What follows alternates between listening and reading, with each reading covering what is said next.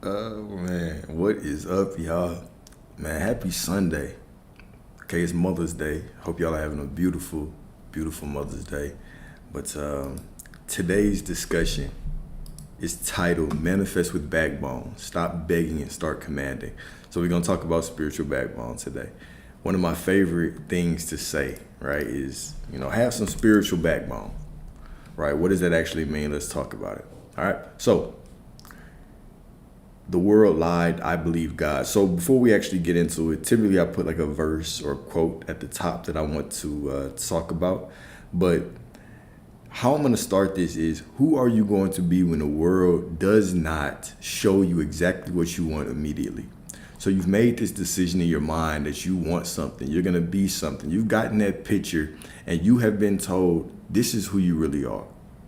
Now, you're going to look out in the world and all of a sudden the world shows you the opposite. People aren't conforming. Okay. The money's not in the account yet. Right. But you are walking as this prosperous person. Who are you going to be when you come up against opposition? All your ops. When you walk out in the world and all your ops are looking at you and they're saying, I know you said you're this, but we're not finna show it to you yet. Right. This is where you have to have that spiritual backbone. This is where you have to be able to walk through life, look outside of yourself, and walk with so much conviction, so much faith, so much in the knowing of who you are that it really doesn't matter what the world shows you. Doesn't matter what your mom says. Doesn't matter what your spouse says. Doesn't matter what the circumstances say. It doesn't even matter what your feelings say. You can go to war with yourself and everyone around you until the world conforms. This is what we're going to talk about today. We went into it yesterday. I want to hit it from a different perspective. So, becoming who you are no matter what they say. So how are we going to start this? They gave you a name before you knew your own voice. Told you what success looked like before you even saw your reflection. They packaged your worth in approval and applause and achievements. And if you dared to say no, you were called rebellious, unrealistic, or too much. But what if the world lied? What if the noise was designed to distract you from the whisper inside? The one that says, I am, and that's enough. What if everything, I'm about to get in my conspiracy bag, not too deeply, but just a little bit. Because sometimes it just helps to think this way to really get yourself on your own team. Because this really is a game of you versus everybody. You versus everybody. Okay, you versus yourself, you versus all the old versions of yourself. And then you versus everybody who comes up to you and says something that's opposite of what you believe. What if everything is just a distraction? From politics to religion, what if it really is just meant to throw you off your pivot? Okay. What if the elections aren't real? What if there's nothing real about the world around you and it's just meant to keep you in illusion and keep your mind focused on things outside of you? It's just meant to divide your energy. Because if your energy is divided, then you can't put it all into who you want to be. Right? We even tend to make up these moral dilemmas in our mind based on what we see in the news. We will say things like, man, I know that I want this money, but I see war in other places. I see poverty in other places. Is it even right for me to have that? Can you really afford to think like that? If you are broke, it doesn't really matter who else is broke. Y'all are both going to be broke. You can't help them anyway. Right? But when we talk about ego desires, and I think this is one thing that a lot of people, when I have discussions with them, we talk about this is, what is an ego desire versus a divine desire?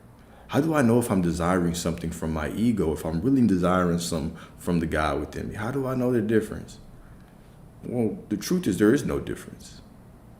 You can want both, right? But all these things are you wanting to experience them for yourself. Is God wanting you to experience these things for yourself? So when we talk about ego desire versus divine desire, we're not talking about it in terms of world peace is better than your prosperity. They're really the same. In the mind of the divine, they are the same. Your desire, they're all the same. They're all divine. When we say ego desire, what we're saying is you have a desire for money and then you try to micromanage exactly how it forms. We have to come into that understanding that the Father and I are the same, are one. That God is greater than me. The Father is still greater than me. Right? So it's his ways, my desires. My desires are his desires, but the ways that God has, the weapons that your internal self has, your higher self has, are greater than you. Okay, so before I go too far down that, what if everything really is just a distraction? What if truly nothing matters? What if politics don't matter? What if religions don't matter? What if the conflicts that you see on the TV all the time don't matter? What if they're not even real? What if they're just meant to take your attention? Okay. What if that is the name of the game, is just to siphon your attention? Now, I'm not here to argue whether they are real or are not. That's not the point at all, right? Don't miss what I'm saying. What I'm saying is how much of what you see outside of you is a distraction and how much is real? And how do you measure real? Is real based on if it's actually happened? Is real based on what you can do about it? Do you have any influence on it? Right? What makes it real? That it takes some of your emotion, that it divides you, it makes you a double-minded man because now you have your mind on what you're trying to do, but now you also have 45% of your mind on politics and another 15% on this conflict across the world. Which part is real? Which part is just a distraction? So these are things to think about. Where is your energy going? And maybe it doesn't matter. Maybe it doesn't need to go there. What are things that you are giving your attention to that you absolutely have no control on what happens in those things? And is that the best way for you to spend your energy? Okay. Let's think about what happens when you get your desires. Let's say your desire is prosperity. And let's say you focus all your energy on getting your prosperity. Now what happens is that you are in a better place to provide for your family. Your family has a better life because of you. Friends can enjoy a better life because of you. You can help strangers, right? There are other people you might employ. All of a sudden they're helped. Their families get better, right? So just by you stepping into your prosperity, you create this ripple effect that goes out into the world and helps all these other people. By you sitting in the same place and not getting your prosperity and just focusing on all of these conflicts around the world that you have absolutely no way to help right now. You're literally just watching. It's all you're doing is watching. You're useless in those situations. Okay? Who are you helping? But also let's think about it on the other angle. If you're not pursuing, if you're not stepping into the things that you want, the divine desires, which is really your purpose, which is really meant to help you spread God through you to this world. If you're not stepping in that, then you're actually hurting people because you're denying your family a better life. You're denying certain people opportunities to work for you, to make money, to provide for their family. Okay, so really by not stepping into your prosperity, into your purpose, you're actually doing a disservice. So you should absolutely be selfish with what you desire. Okay. Now, of course, you can take this. This is just a perspective, right? You can take this, you can flip it on your head or flip it on his head, and you can say, no, you have to be concerned. We have to be praying for. You can say all that shit, right? But at the end of the day, if you put yourself in a position mentally where you know that stepping into your divine desires is going to impact the world positively, especially the people that you love, why wouldn't you take every opportunity to armor your mind for the road that you're about to go on? Why would you leave any stone unturned when it comes to putting all of your energy back into you, creating the right story in your mind to move forward, and then attacking that with all of your energy and all your attention?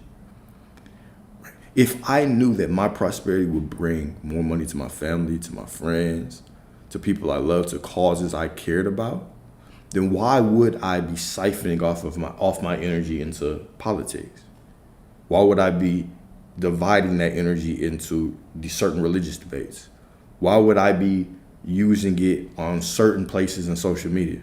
Why would I be throwing it at all of these causes that I do not give a damn about? Why would I be giving my energy to all these people who don't care about me? People will always tell you to give to their cause. Give to my cause, man. Do for me.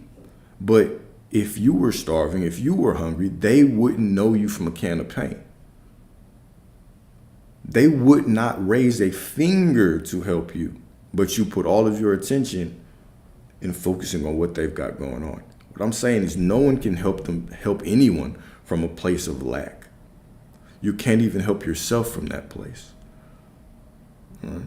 One of the greatest and the most noblest things that you're going to be able to do for your life is to start looking at the goals, the dreams, the desires that you have in your mind as divine, as the promised land, and really start aligning every story in your mind to help you go down that path.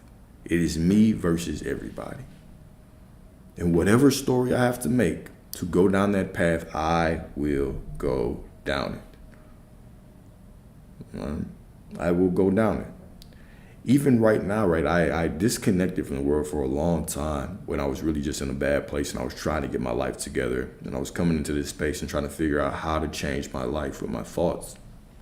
And even now, I'll have to catch myself because, even certain people that are close to me, they want to call and they want to talk about certain things. They'll ask me about somebody. I'm like, I don't know who the fuck that is. And the part of me that is still just hyper focused on getting things to help my family, to help the people around me, will be like, well, if I was going through something, that person does not know me.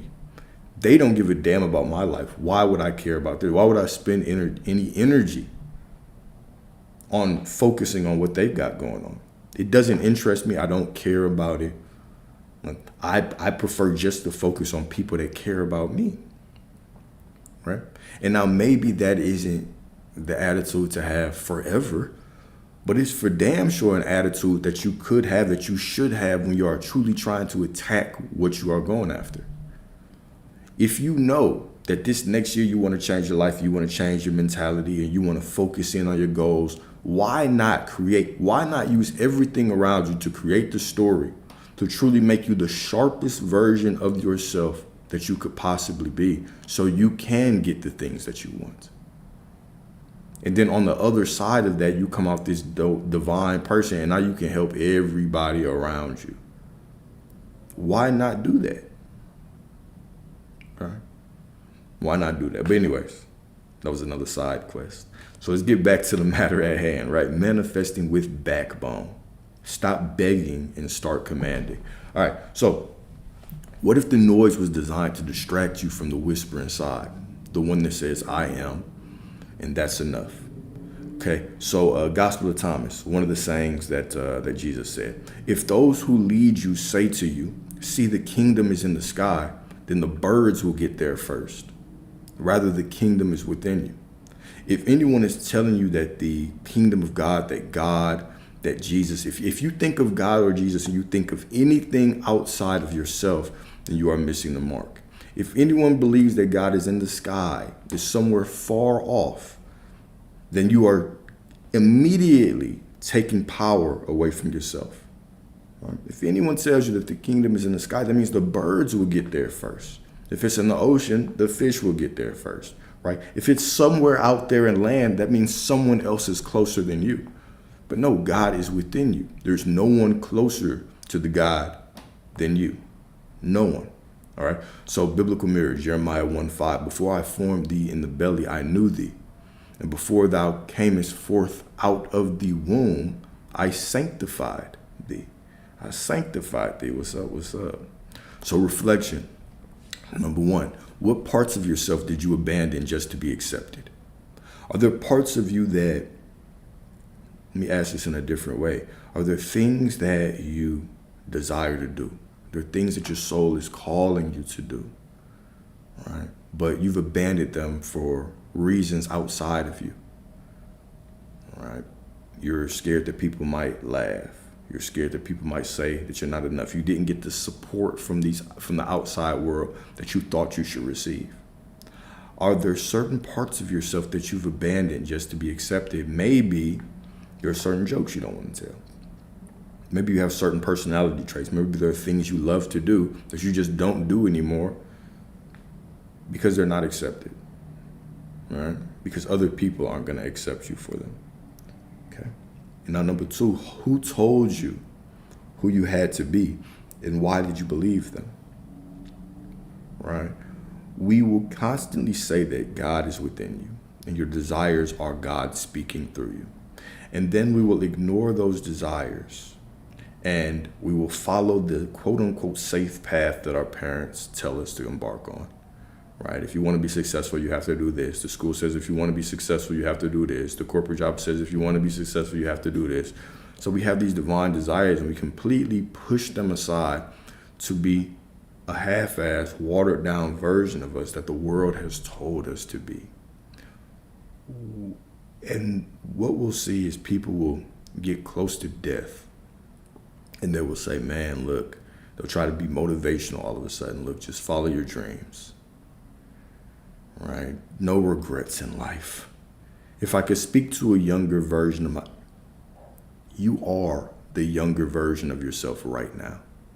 You'll never be any younger than you are right now. Changing your life, when it comes to manifesting, right? When it comes to trying to change your identity and be someone else, you don't have to wait for meditation. You don't have to wait for the right video. You don't have to wait for prayer time. You don't have to wait for any external stimulus. You have to make a decision right now. The right now moment is the only moment that exists.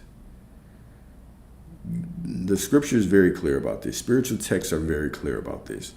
The past and the future are simply just thoughts in your mind. That's all that they are. You know what's very interesting, just even about the past, how we imagine the past as humans. This might be a side note, but if you've ever kind of researched history, what you'll realize is history is narrative. The same way that the same news story, the same story in the world can occur, and you can turn on 3 different channels. You can go to MSNBC, you can go to Fox, you can go to CNN. You can get 3 different narratives, 3 different perspectives on the exact same thing that happened.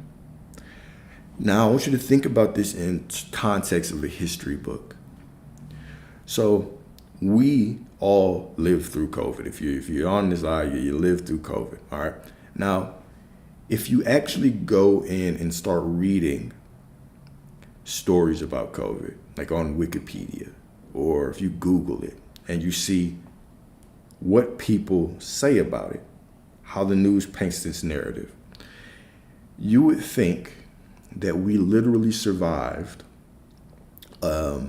nuclear war, a zombie apocalypse.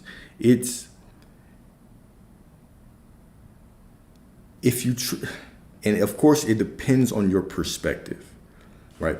But what you'll notice from reading that is that different people have different perspectives of what happened. So the same event was experienced very differently by different people. Certain people lost people very close to them. Certain people didn't. Certain people completely ignored it and went about their lives normally. Now, keep this in mind. I want you to think about every single major event that you read about in history. Every single event that you read about in history. What you realize is it's narrative.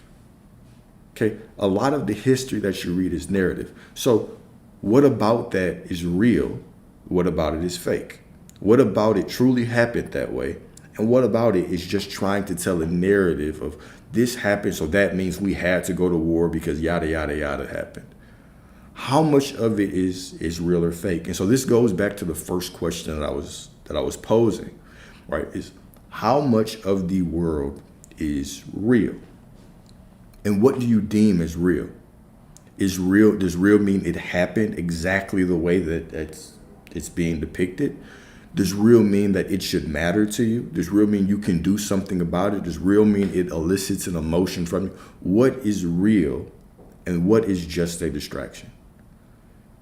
And this is always just an important question to pose whenever you are reading, whenever you are looking at anything. It's okay, should this even be real to me? Should this be something that takes my attention? Okay, but let me get back to just the thought of the past and the future. What is the difference between your thoughts about the past and your thoughts about the future? What is the difference?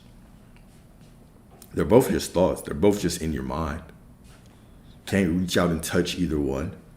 But you consider one more real than the other. You consider your thoughts of the past more solid because you believe you've experienced them. But you can still remember things incorrectly. Right? You can still be a type of person that lies so much that they start believing their lies. Okay? You can do all of these things, right? So your past and your future are the exact same. They just live in your mind. You cannot prove that the past happened. You can give me a story, but how it happened, right? That's based on your narrative, your perspective. It's the same as me turning on the news, right? Sure, you can give me a story, but how your perspective of it is going to change the narrative. All right. So what is true? Now, one of the things I just made a video on is this concept called revision that Neville Goddard talks about.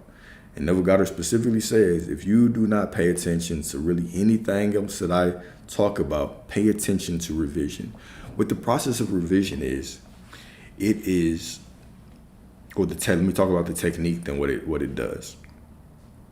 You're gonna go through your day and there's certain things you're gonna experience that you believe are ideal, certain things that you say, this is not ideal.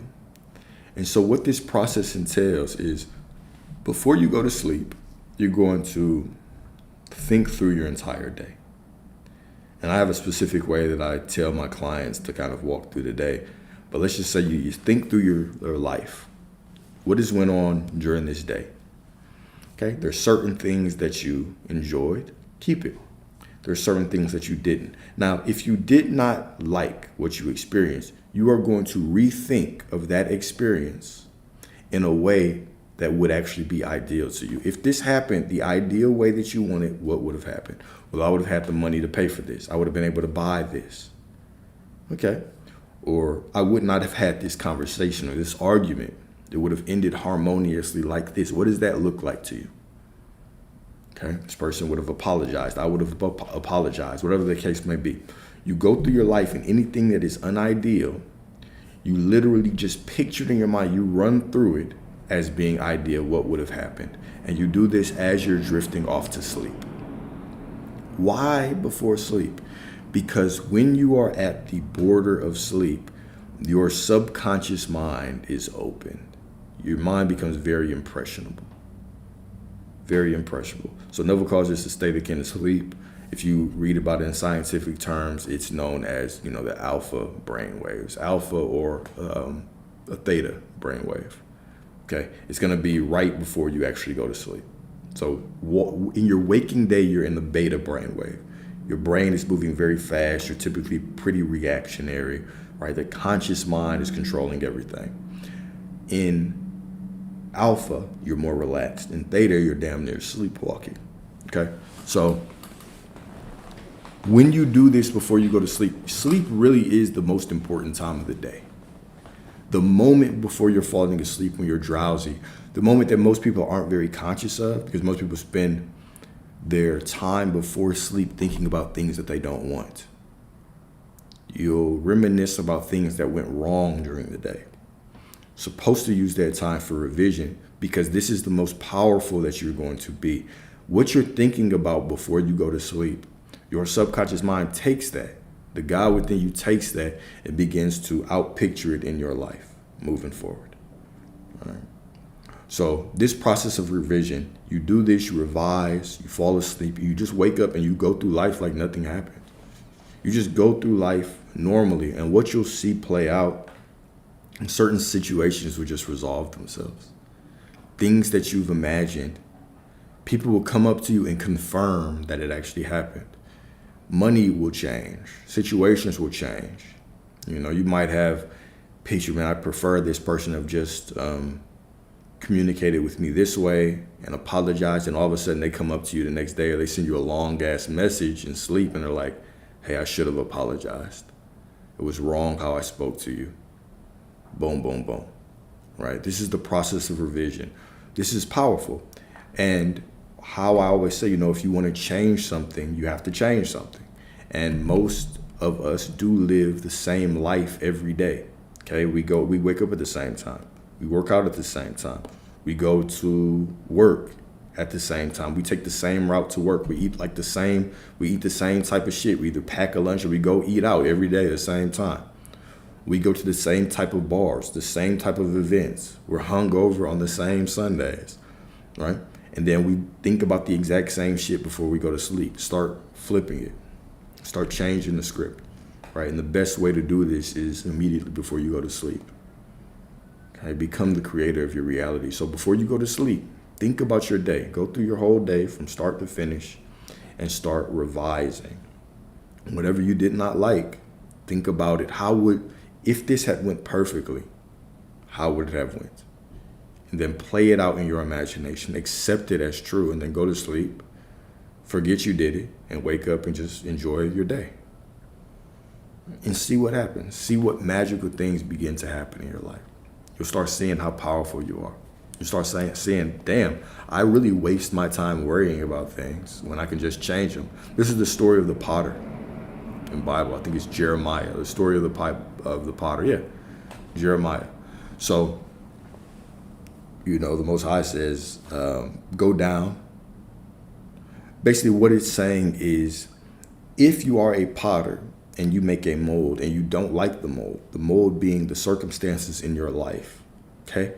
The mold is not going to look at you and say, why did you make me like this? You are the potter, so you have permission and authority to look at it and say, I don't like this, and now you just make something different. So if you do not like the circumstance, then you revise it. You think about it as you would ideally want it to be. And then you go through life and you allow these things to just outpicture and to change in your reality. All right? But the best time to do this is right before you go to sleep. Okay? So these days I'm always excited about the time before I go to sleep. It's always the most, the best time for me because that's creation time. Okay? This is creation time. So number 2, the trouble of finding yourself.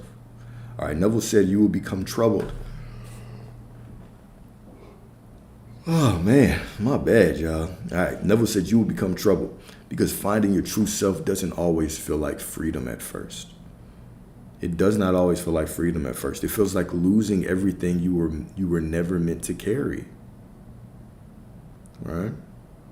Finding yourself feels like losing everything that you were never meant to carry. Finding yourself means peeling back those illusions that you've been wrapping yourself into. You've been wrapping yourself into the illusion of what the therapist has told you, what the school has told you, what your parents have told you. Right? And so finding yourself and understanding, okay, man, God is within me. I have the power to change my reality. And this just feels like dying. It's dying to the old self. It's quite literally a metaphysical dying. This is the metaphor of the phoenix. This divine bird that builds a nest, sets the nest on fire, goes in it, kills itself, sets itself on fire because it knows it will be reborn as this more majestic bird. This is what you do when you're trying to find yourself. Right? You're going in and you're metaphorically killing these old versions of you. I want you to think about anything that you do in your life, right? So let's say you get a new relationship. The moment you get a new relationship, there's a version of you that sees your life with that person forever. So if that relationship ends, there's quite literally a killing of yourself that you have to do. This version of you that sees you and this other person together forever, you have to kill that version of you.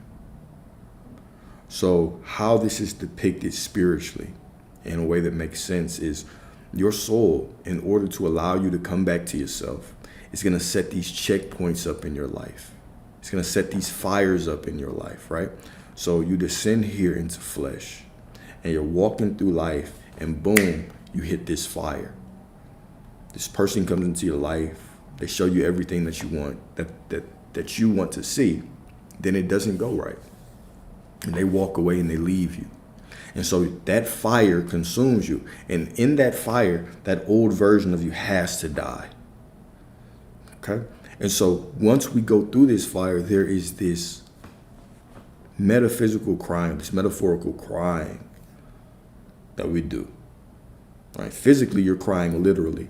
But also while you are crying, what it's doing, it's washing away that old version of you.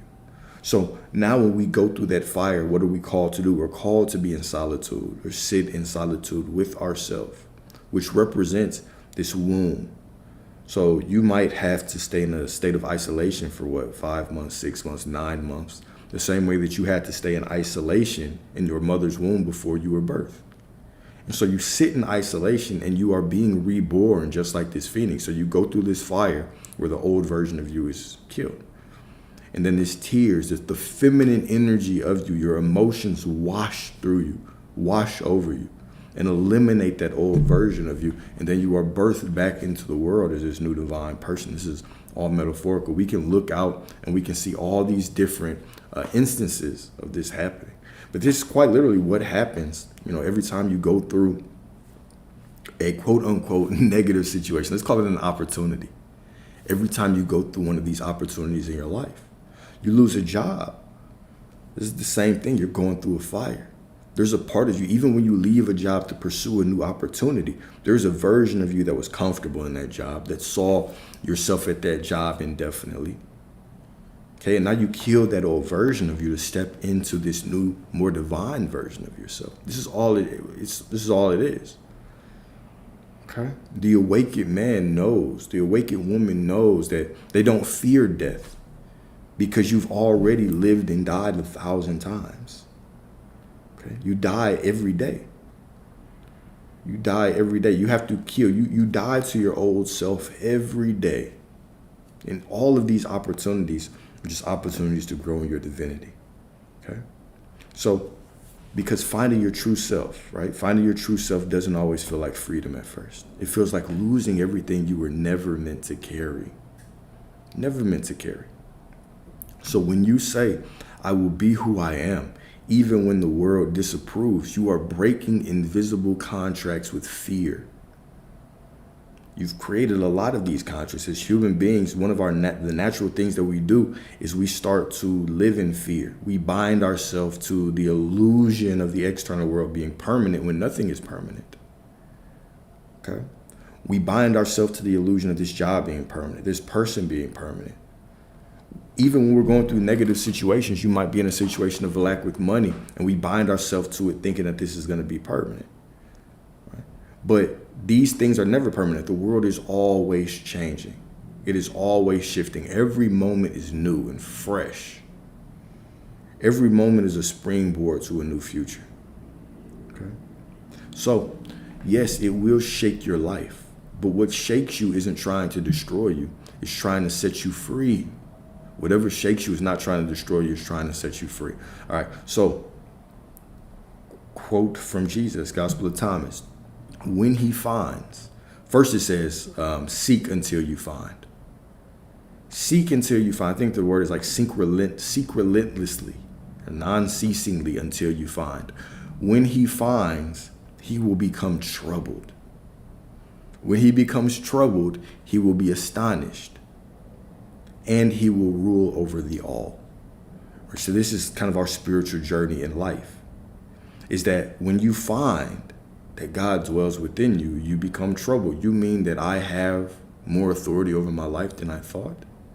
And when you become troubled, you will be astonished. When you start putting these things into practice, you'll still be troubled for a while because you're like, damn, nothing's working. And then all of a sudden when it works, you will be astonished and you will rule over all. Okay? And then key quote from Abraham Hicks, you did not come to face reality, you came to create it. So 2 reflection questions. Number 1, what beliefs are falling apart as you uncover your truth? What false beliefs, what things that you've believed about yourself are falling apart as you uncover your truth? Okay.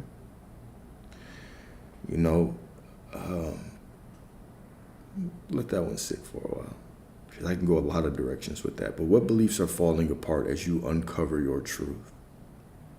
Can you hold space for discomfort without running back to who you used to be. This is the wilderness. I always talk about the wilderness. When you're in a journey of transformation, of walking into a more divine version of you, you're going to have to step into the wilderness. We see this throughout spiritual texts. We look at this from the Bible, because I've used a lot of Bible quotes that stay in the Bible. What did Jesus do before he was crucified? He went into the wilderness. And in that wilderness, he was tested by, quote unquote, Satan, which really just represents your external circumstances. Okay? So Satan had to test him. Your external circumstances are going to test you. When you are in this unknown, what you're going to realize is your brain loves comfort. It loves familiarity. Okay? Comfort meaning familiarity. It loves predictability. This is why people will stay in jobs they hate for a long time. You know you should learn a new skill. You know you should be applying for new jobs and go through new interview processes, but it's comfortable here. Not comfortable meaning you like it, but your brain perceives it as predictable. People stay in predictable environments. People stay in relationships for a long time. Predictable. Okay. Anytime you want change, there's going to be this wilderness that you have to go through. And in that wilderness, you're going to be tested, because your mind will start saying, you've been doing all these affirmations. You've been doing all this meditating. You've been trying to embody this new person, but look around, nothing's changed. Why don't you just go back to who you used to be? Why don't we just start complaining about everything again? It was comfortable. But the challenge is, what we have to remember is you've already lived there. You've already lived in that past. You've already done those things. And it did not benefit you. That is why you went down the path to finally jump in the wilderness. Is because you want it better. But on the other side of the wilderness is the promised land. Okay? The Egyptians, or the Israelites, when they were leaving Egypt, they had to stay in the wilderness as well before they got to the promised land. We always see these wilderness-like experiences. Okay? Even if you watch a movie, the movie doesn't just start and end with the main character just whooping everybody's ass. There's always a little problem that they have to go through. They have to go through a problem, but they have plot armor. The same way that you have spiritual plot armor. You've already seen the end vision. Your desire is the end vision. Your desire is the promised land. You've already seen it. So you already know you have plot armor. Now you just have to continue walking the path, the righteous path. And yeah, you're going to go through a little wilderness. That's cool. But the wilderness is just the unfolding of everything for you. It's going to give you opportunities to get more clarity on other things that you want. All right. So can you hold space for discomfort without running back to who you used to be? Number 3, the power of I am. All right. Almost yawned again. Almost yawned again, but not that time. All right, when God introduces himself to Moses, he doesn't use a name. He speaks of becoming. So Exodus 3:14, I am that I am. What does that mean? What does I am that I am mean? It means whatever the hell you put at it. Whatever. I am prosperous. Okay, you are. I am sick and tired of all this bullshit. Okay, you are, and therefore you will create more to be sick and tired of. All right? Shit's never working out. That's right. It isn't. Right? It's always working out for me. It is. Okay. I am that I am means whatever you identify yourself or the situation as is what it is. All right. This is not just God's name. It is your inner permission slip. Every time you say I am, you activate the divine blueprint. Your subconscious accepts what you feel to be true, what you imagine yourself to be, you become. All right. And when I'm not talking about this from some, well, if you say it every day for a week, eventually it'll reprogram your subconscious mind. No. There is no next week. There's only the right now. Only right now matters. You say it with conviction right now, and you walk as if right now, and your subconscious accepts it right now. It doesn't matter how long you've been doing it. Okay, this is the story of the prodigal son. The moment that you change your awareness to I am God, the moment that you change your awareness to God is within me, The moment that you change your awareness and you begin to lock with that consciousness within you is the moment that that divine consciousness accepts you as who you really are, right? The moment the prodigal son turned around, he was still far off. He was still away from the house. And the father, representing God, representing your I am awareness, went out to meet him. Finally, my son has returned, and gave him 3 specific things: his robe, a ring, and shoes. The robe representing the identity. The moment that you turn back to the internal state of who you are, I am God, I am divine, you immediately receive your identity back. Okay, the ring represents authority. The moment that you turn back to your I am awareness, you all of a sudden get authority over your life again. And these shoes represent the replenishing, the renewing of the path. The moment that you turn back to the God within you, I no longer control the path, I control the outcome. The God within me does greater things, controls the path. My path is renewed, restored. This is what these 3 things represent metaphorically, right? The Bible is just a big book of metaphors and stories, okay? This is how our ancestors packed up information, is they used stories. They packaged everything in a story, okay? In a parable. This is what it is, a book of parables. All right, you are not stuck. You're just repeating a false I am. I feel like I just got into flow. I just woke up. It took me a while today. All right, you're not stuck. You're just repeating a false I am. But the moment that you rewrite it, the universe bends. The moment that you start becoming conscious of what you have been identifying yourself as. I no longer look into the world and identify as a victim to anything. I look in the world and see everything as the clay that I, as the potter, have created. And if I do not like it, I simply change it. This is where your power is. This is where your divinity is. You do not have to accept anything as is. Yes, you have the power to change whatever. Whatever? Yes, whatever. No exceptions. Okay? There are no exceptions. There are no limitations, but the limitations that you create in your mind. You look out in the world. I want you to tell me what is not predictable in your life. If you have good news or bad news, if you have an offensive joke to tell, you know who is going to be able to take that joke and who is not. Why? Is it because you just know their personality so well and you know them better than they know themselves? No, it's because your beliefs have crystallized. Your beliefs have crystallized into reality. Most people in your life are very predictable. You know when certain people come into town, y'all are going to do certain shit because that's who they are and that's who y'all are when y'all are together. Right? You can write it off and use the excuses. Oh, that's just their personality. That's who they are. That's who they've proved themselves to be. No. That's what you believe.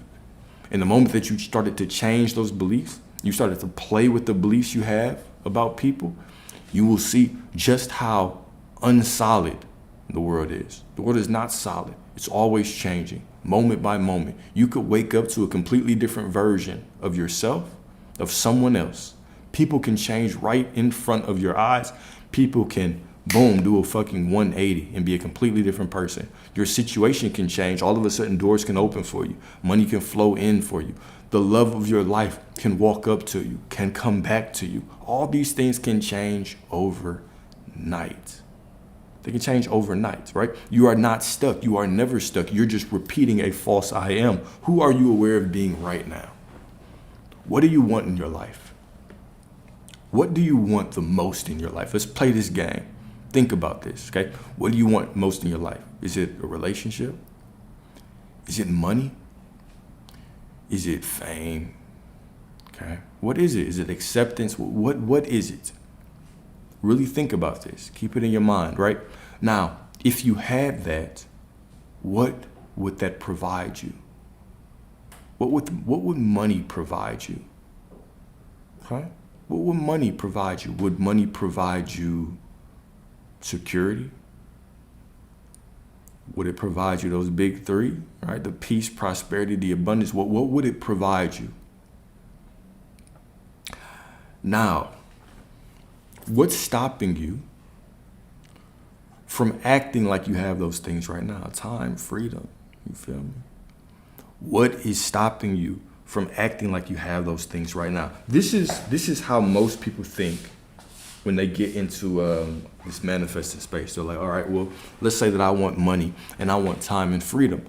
Well, it's difficult for me to imagine having time and freedom because I don't have it yet. Right? It's difficult for me to imagine that I don't have it yet. How can I pretend to have it? Well, okay. How would you feel differently? Okay, would you think differently? Would you go to places differently? There are certain things that you would do differently that you could actually do right now. All I hear when people make their excuses like, I don't know how to act, is that you haven't thought about it enough. I want you to plan out your ideal day.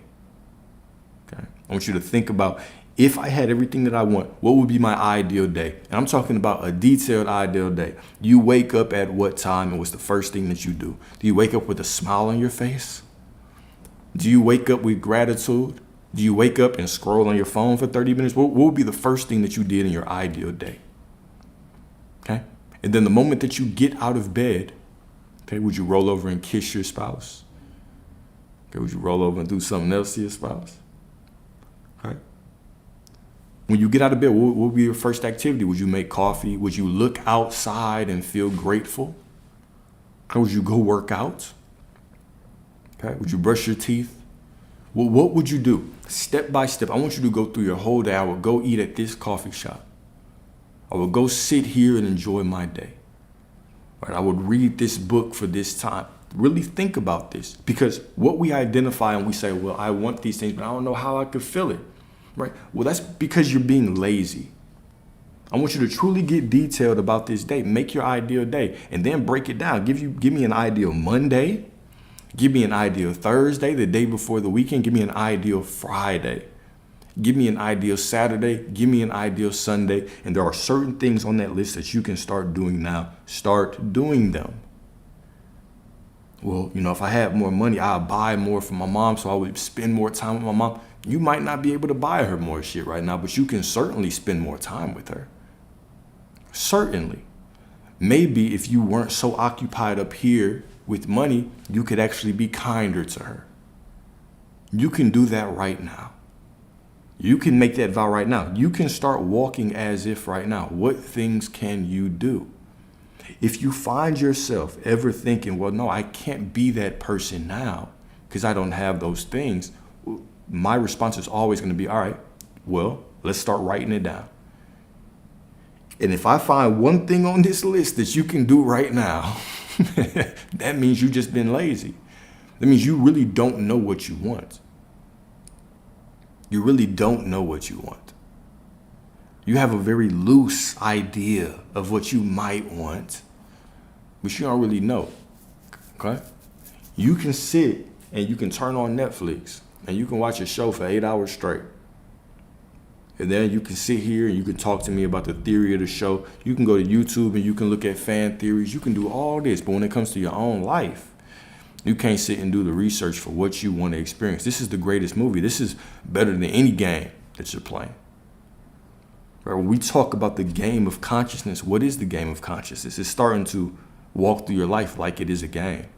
Instead of being the person that believes that it's the body reacting to everything that happens, you become the observer of your body walking through life, determining what you're going to make everything mean. Two completely different mindsets. Okay? One sucks at the game. One is terrible at the game. Just walks through life reacting, going unconscious. Most people live their life just the same way that they drive. You drive here to the gas station and you wake up like, I don't even know how I got here. I just got here. I lost track of time when I was driving, and I don't really know how I got here, but now I'm here. That's how most people go about their life.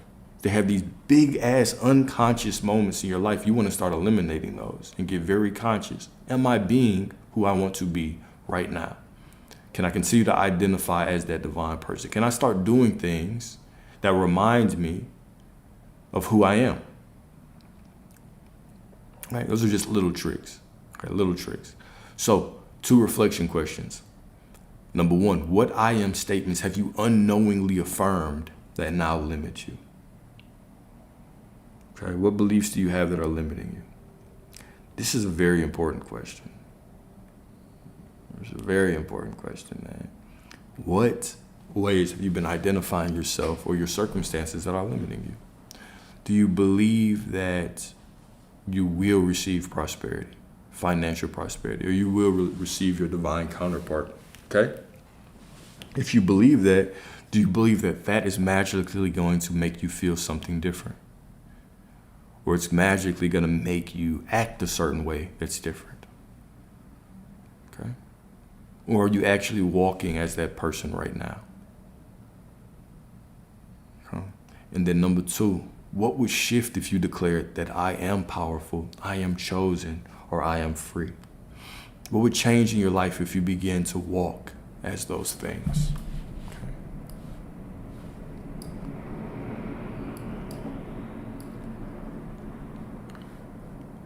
All right.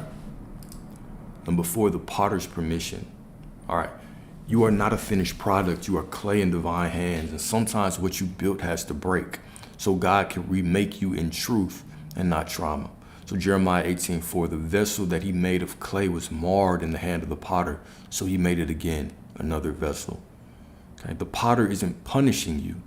He's giving you a new form for a new glory.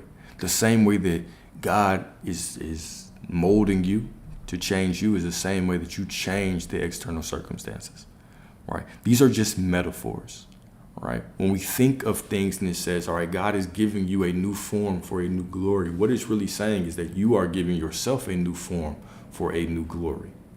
Like, and this is, of course, challenging to think about, but I'm going to pose this to you.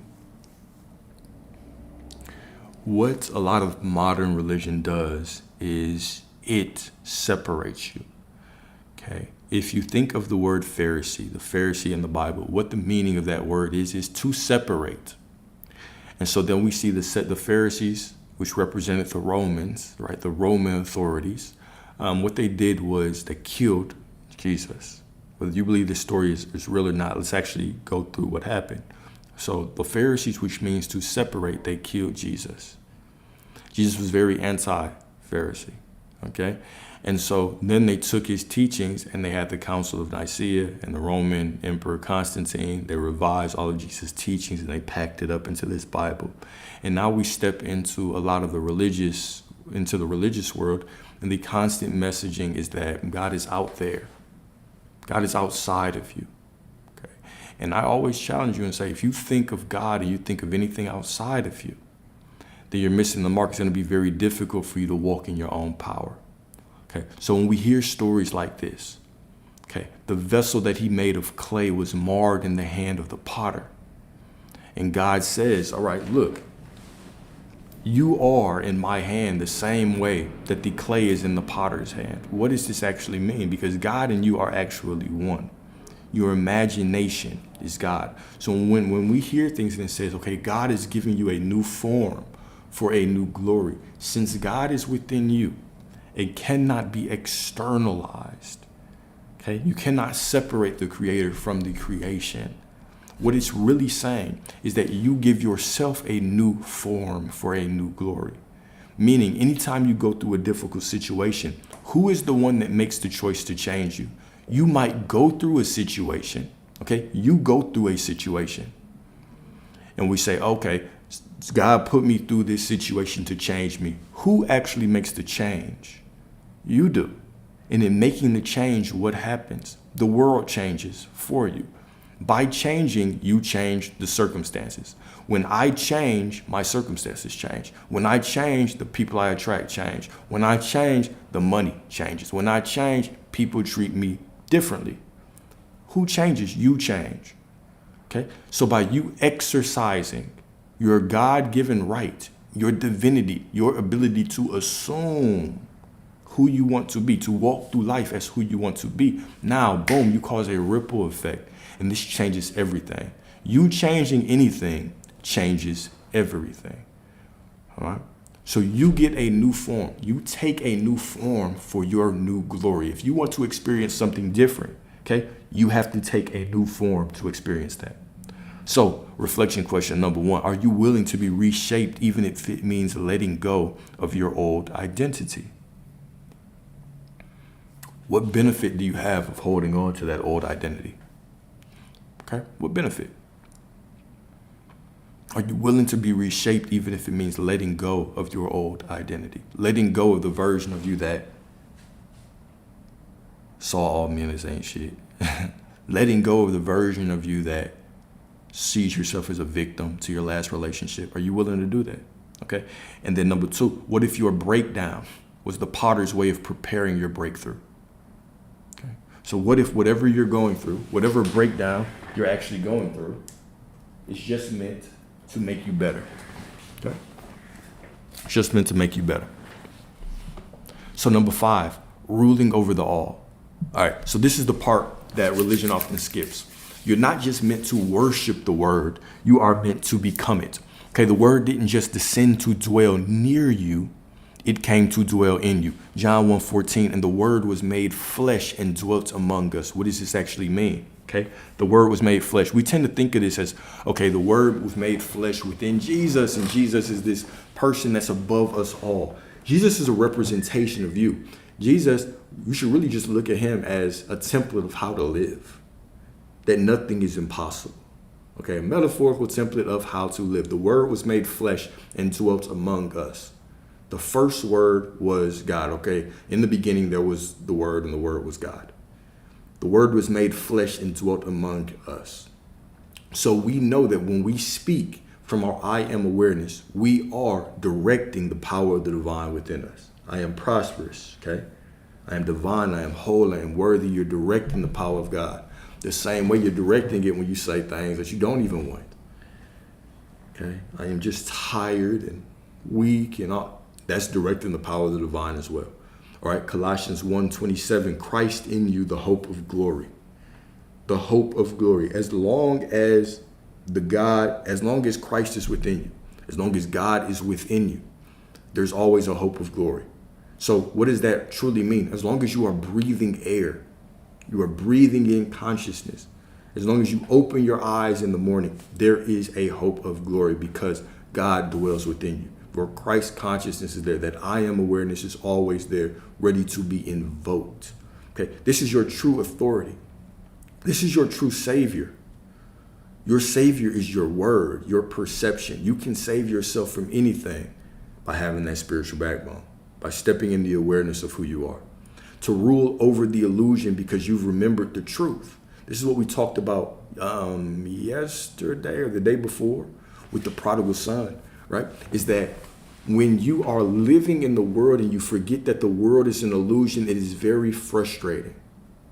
It's very difficult to walk through life and forget that you are the creator. When you're walking through life thinking that the world is real, and you're reacting to everything, you're reacting to your own creations, it's very frustrating. Your soul can't comprehend why you're doing it, and your body fights against this. Okay? It is only when you're living from your true self, which is the God within you, when you are coming into that inner knowing that I am the divine, that my words are powerful, that I am creating everything, that is when you become the potter. Right? All of these metaphors are pointing to the same thing. That if you don't like it, just change it. Don't sit there and complain about it. That doesn't do anything but give you more. Even by complaining about time, it's taking too long. You are complaining about time, which is creating time. That's what it's doing. By complaining that this person is acting like that, you are just creating more of them acting like that. That is it. But with the Christ in you, there's always the hope of glory. Thou shalt decree a thing and it shall be. Okay? So what are you using your I am awareness to decree? Are you saying, man, it's been taking too long? Or you're creating more time. You're saying, damn, this motherfucker won't act right. Or you're making them not act right. But are you saying, no, I see you as perfect? This is one of the master lessons I go through, right? Is when I'm talking to clients and how deep do I want to get into this? All right. A lot of people want to change their circumstances or even change people. And one of the first lessons you have to learn is that if you want to change your circumstances, or people in your life. Fuck it, let's just go there. If you want to change people in your life or circumstances, the first goal, the first thing you have to do is see them as perfect. That's the absolute first thing that you have to do. Is see them as a perfect reflection of you, as perfectly divine, as without fault, as God. And only in the seeing of them as perfect can you begin to accept them back, and they can show up as a different person. That's it. But if you do not see them as perfect, what you're going to do is you're going to constantly make up stories that are against perfect, and they're going to continue to show up as that person in your life. No way around it. The only way to change people or change circumstances is to see it as perfect. You are in a situation of lack financially. The only way to change it is to see this situation as perfect, not to suppress it, not to fight against it. That's why when I talk about emotions or everything, I make it very, very clear. This is not a game of suppression. It's a game of mastery. It's a game of full acceptance. I accept this situation as just the moment that I'm in. But right now is always ripe with the next moment. This is my springboard to wherever I want. If I can look around and I can say, I can look at my circumstances and say, what is going on? And I can fully accept it. Even if I don't like it, I fully accept it. And I understand that, okay, I don't like it. Why don't I like it? Well, it's making me feel this way. What do I have to believe to be true to feel this way? Well, I have to believe that, God can't provide me with more. Okay, well, what would I prefer to believe? Well, I can have everything because the God within me is a God of abundance. Well, if you would prefer that, what is that telling me? It's telling me that that's truly who I am. That's my real identity.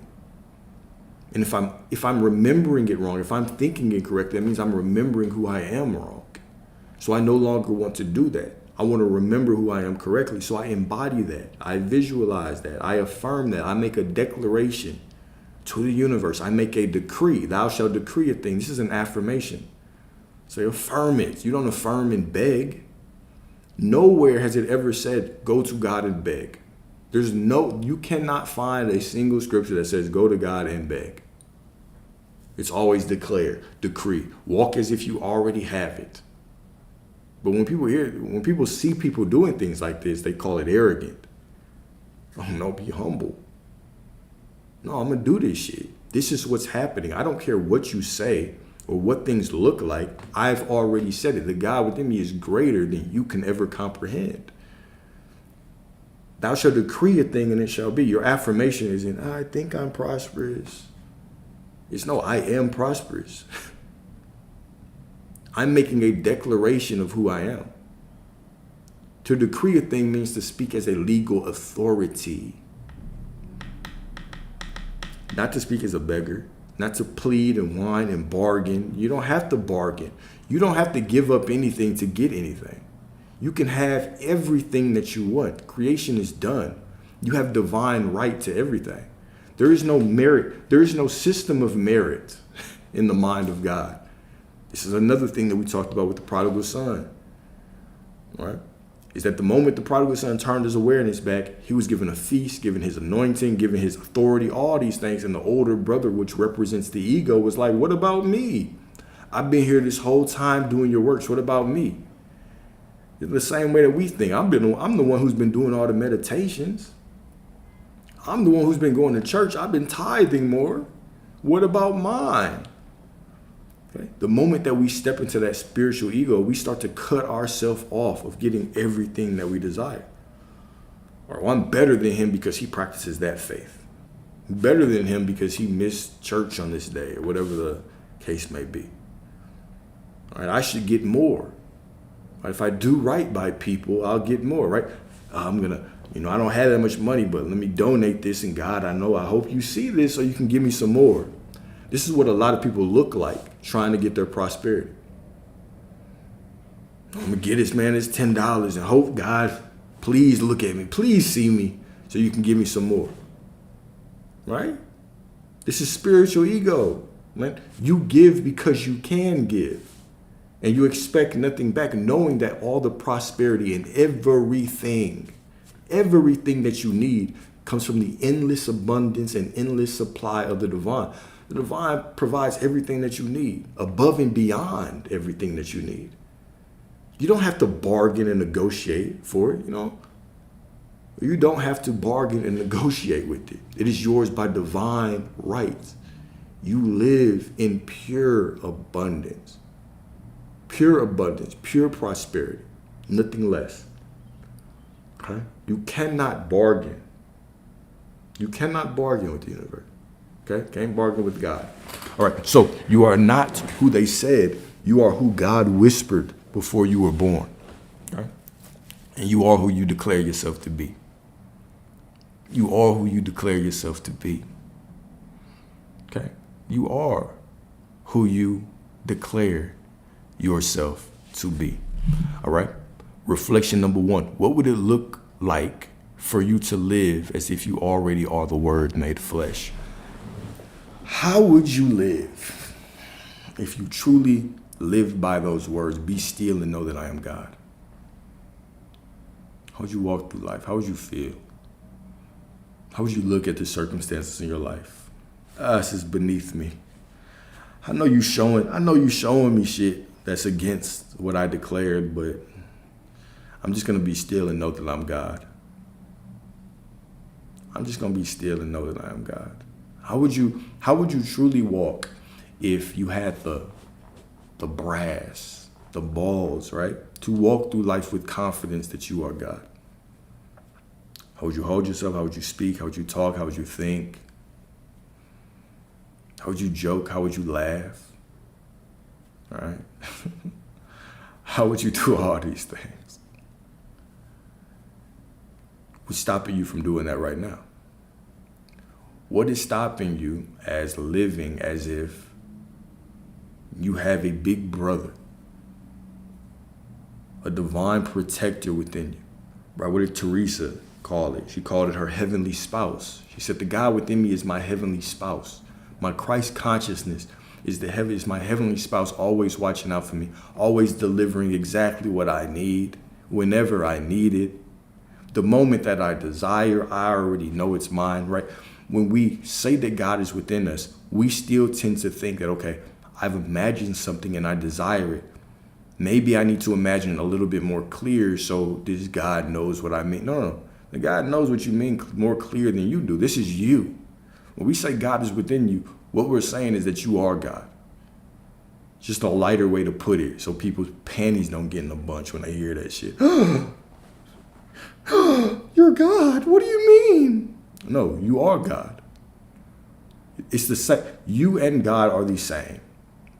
So your thoughts are thoughts of God. Your desires are thoughts of God, are desires of God. You don't have to clarify to God. God knows. Before you ask, you are answered. Before you ask, you are answered. All right. Can you accept that rulership begins with responsibility to your own truth? It is you and God versus the world. It's like the moment that you have a desire, it is already done. And the path to get there is already created for you. You are walking on it from this moment forward. From this moment forward, everything has changed. All right? Now, all you have to do is walk in authority and ownership and conviction without wavering. And when I'm saying without wavering, I don't mean suppressing your emotions and without getting sad because certain situations in life happen. It means that you go through life and you experience life and you enjoy life and you still make decisions and choices based on what is presenting itself to you. But in the back of your mind, you know that you're still headed to these promises. You know that you're still headed there. It's always unfolding for me perfectly. And it doesn't matter what the world looks like. And it doesn't matter what you say or what you tell me. Okay? And so number 6, the final rebellion. Oh, my bad. I know I've been missing out on the YouTube comments. I am tripping. Let me make sure that I get them today.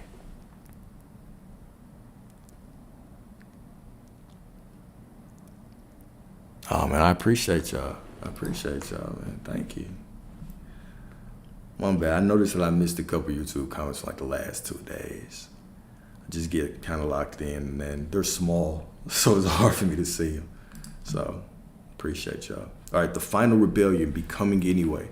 All right, so no matter how loud the lies, no matter how bent the mirror, you get to choose to believe God.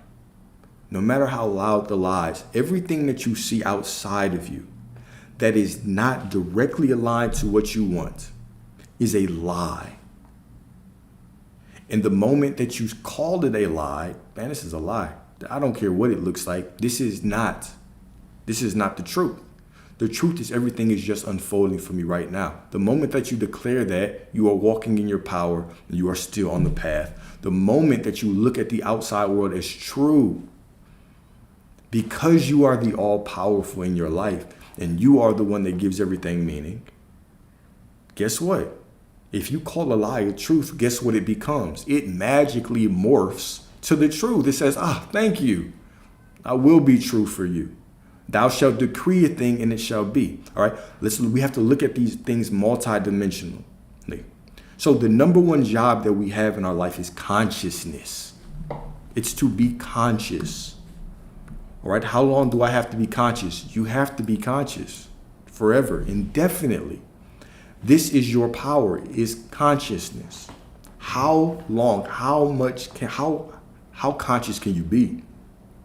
How conscious can you be? The highest vibration, the highest consciousness wins. All right? So no matter how loud the lies, no matter what the external world says, no matter what other people say, I'll sit there and entertain a conversation and while you're arguing for your limitations, but I am not going to argue for them with you. I'm simply going to accept in this conversation that this is your truth. And I can sit there and listen to you all day, but it does not impact my truth, right? It does not, I don't have to monitor my feelings. I don't have to monitor all my external world all the time. I simply have to monitor my consciousness. I walk into this situation. You start saying something that's not in my truth and I can challenge it, but we're not going to start arguing back and forth about it. And you say, okay, this is your truth. Your truth does not impact me. You can tell me what you believe I'm going to get and what you believe I'm not going to get. No one can manifest for you. No one is manifesting your life for you. All right, clear that rumor out your mind. No one can manifest your life for you. Well, there is one way. As a matter of fact, I'll talk about that a little later. If you're having sex with too many people, then it can get tricky because then y'all create soul ties. And a soul tie, sleeping with somebody spiritually basically makes two people one. That's why even back in the day, right, we tend to think that marriage means marriage like a ceremony. Marriage is sex. We just have it backwards. Nowadays, we sleep with people and then we have the ceremony. Back in the day, they had the ceremony. Then how do you actually consecrate the marriage? Sex. Sex seals the marriage. Why? Because it's a spiritual bond. So when you are sleeping with people, you get soul ties to become one. Right. So why this is beneficial is that now you have two thoughts that are pointed towards the same goal. Right. Now, where's this a problem? When you start falling off with her, she says you ain't shit. You say she ain't shit. And now she has goals and you know about those goals, and in your mind, she ain't shit. So she can't get those goals. And in your mind, you ain't shit. So now you have all of these different vibrations going on. So that's why it's very important for us to call back our energy. Call back your power so you don't have to do cord cutting ceremonies and sit in the tub and recite chants and light a red candle looking like a psychopath. You ain't got to do none of that, right? What you have to do is you just have to call your energy back to you. Okay? Call your energy back to you, right? I no longer allow anyone else to speak for me. I call all of my energy back to me. All right? No person walking this earth, all right, can speak for me. Right, in the spiritual world. So when people say be realistic, man. You say I choose revelation over reality. I've already had divine revelation. I've already seen the promised land. You can't tell me otherwise. Call it delusion if you want. I would rather be delusional to the reality of God within my mind, okay, versus be delusionally negative like most people walking through life. You're talking over me. What are you talking about?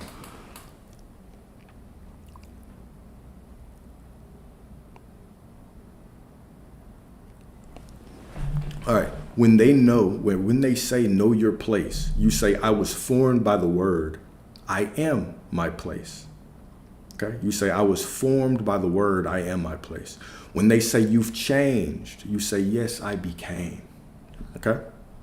So we basically have to play this game of life on a very high level of consciousness. You walk through life, and whatever happens, you are always in the position of the eternal observer. That conscious presence that's walking through life with this avatar, directing it, telling it what to react to, what not to. Okay, where to put my perception, what story should I assign to everything? You're always creating the story. You're creating the story of lack or abundance. You're creating the story of being on the right path or being off the path. You're always creating the story. And the moment that you decide that it's not a feeling, it's not anything outside of me, it's just a choice that I make right now to say, no. My desires are promises. I'm in alignment. And now no matter what I feel or experience moving forward, that is a promise and it will unfold. And what you'll see is that unwavering conviction is going to be your salvation in every situation. Your unwavering conviction. The moment you walk through life with conviction, that's the game changer. All right. We are constantly programmed to think or look for something outside of ourselves to make us feel like we're in alignment and all the way down to the path. Right? So we're waiting for the right video to show us the right technique, to give us the right internal feeling. But it's not about a feeling. It's just about a choice. It's a decision that you make in your mind that says, I'm on the right path and I'm walking and I'm going to get there. It's your decision. No one else's. It's not a feeling. All right. It's not even a thought. It doesn't matter the circumstances. It doesn't matter what you're doing. Right. It is conviction. It is absolute conviction that things are working out. My promises, my desires are promised. And no matter what happens, I am on the right path no matter what. And if you fall off, like Jesus said, right? And when Peter came up and said, how many times do I have to forgive my neighbor for sinning against me? Right? And we can think about this on multiple levels. How many times do I have to forgive myself for falling off the path? I ain't tell you to forgive yourself 7 times. I said 7 times 70. 7 times 70 meaning 490, right? And 490, when it actually translates to the alphanumeric Greek meaning, it means infinite. You forgive yourself as many times as you need, an infinite amount of times. You constantly come back to the conviction until the conviction becomes who you are. This is not a game of feelings. This is not a game of feel good. This is a game of conviction. Feelings are irrelevant. Feelings come and go. Sure, if you're in a good feeling place, maybe it's easier for you to have conviction, sure. But I would argue that when you're in those bad feeling places and you can actually have conviction in those times, when you're feeling unsure and unworthy, but you still can have conviction, things actually move a lot faster for me in those times, right? It's almost as if the good times, I just enjoy them and I have conviction. But the bad times is like, okay, now I really have to focus in or hone in or really zone in. And then all of a sudden it's like, life just gets better. Because I'm willing to keep conviction and I'm not waiting for myself to feel better, right? And this actually, and I heard this so many times, and I heard it from spiritual teachers. I heard it in psychedelic plant medicine trips, right? I heard it in mystical experiences, but I don't know why it took me so long for me to grasp this, that it's literally just a choice. When it comes to manifesting, it's not about a feeling. It's not a feeling. It's not a thought. It's a choice. It's a choice that I make over and over again to say, okay, I'm in alignment. Everything is working out. Right? That's the power. It's the choice. I am God. The choice is everything is working out, and my desire is promised to me, and it will come. That's it. Everything else is a tool to help me reinforce that I've made that choice. But none of those tools really mean anything. Without the choice, the tools are meaningless. Without the choice, affirming is meaningless. Without the choice, going to sleep and thinking about what you want is meaningless. Without the choice, visualization is meaningless. It's just a choice to say, okay, this is going to happen now. We just use these tools to help us impress our mind. That's all. I think even the concept of subconscious reprogramming is just an excuse. So we feel like we've done work, and now all of a sudden we think things are going to automatically come, because when people think of consciousness or manifesting, they think, because I've lived the last 30 years of my life unconscious and bad things have happened, all of a sudden I just reprogram myself and do a bunch of work in 2 months. Then I can just go back to floating through life, right? Like a leaf in the wind, just getting blown around by circumstances and not being conscious. And because I've done this reprogramming work, all of a sudden my life will change. I've reprogrammed myself to think positive, and now I don't even have to think. I'm just automatically positive and things automatically good happen. No. You have to just be conscious and make the choice over and over again that everything is working out, no matter how I feel, no matter what I see, no matter what I think, no matter what anybody says, no matter if I feel like my stomach's on fire because people around me. Matter of fact, people can have an intervention and sit around you and tell you all the ways that your plan sucks. Look, brother, I know you've been trying, but you got to come back to reality. This is our intervention.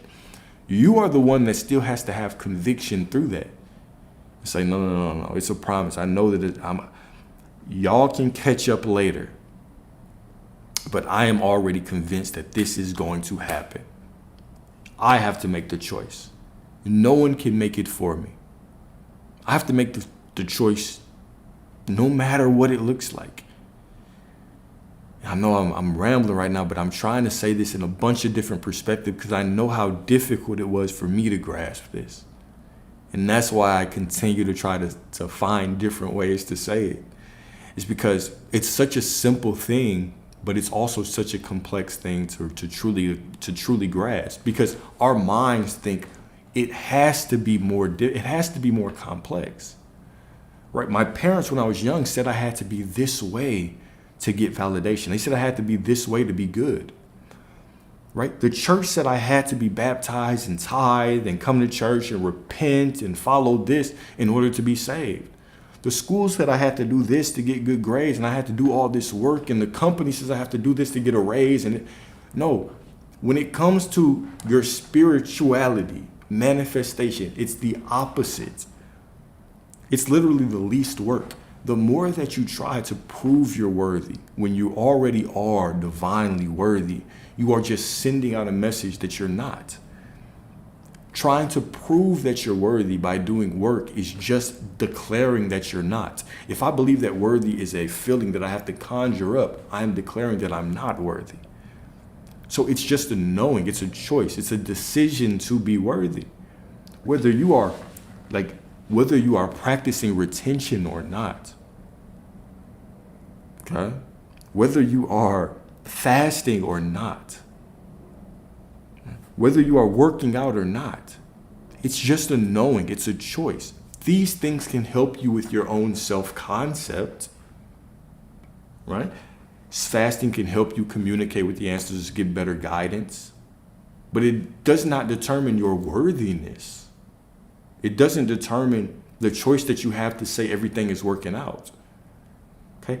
There are other spiritual benefits to fasting, to meditation, but even without those things, if literally right now you just took the next year of your life, and for every moment you just went through your life, you walked through it, you didn't meditate or anything, and you just constantly repeated in your mind that you are worthy, and you just made that choice over and over again. I'm worthy. And every time you had a desire, you said, I'm worthy for it, and it's going to come. And you just continue to do the next best thing in the moment. And you just reminded yourself, I am worthy because I'm alive and God is within me. I'm worthy. No matter how I feel, I'm worthy. And you just did that. Your life would be 1,000 times better just by making that choice. It's that simple.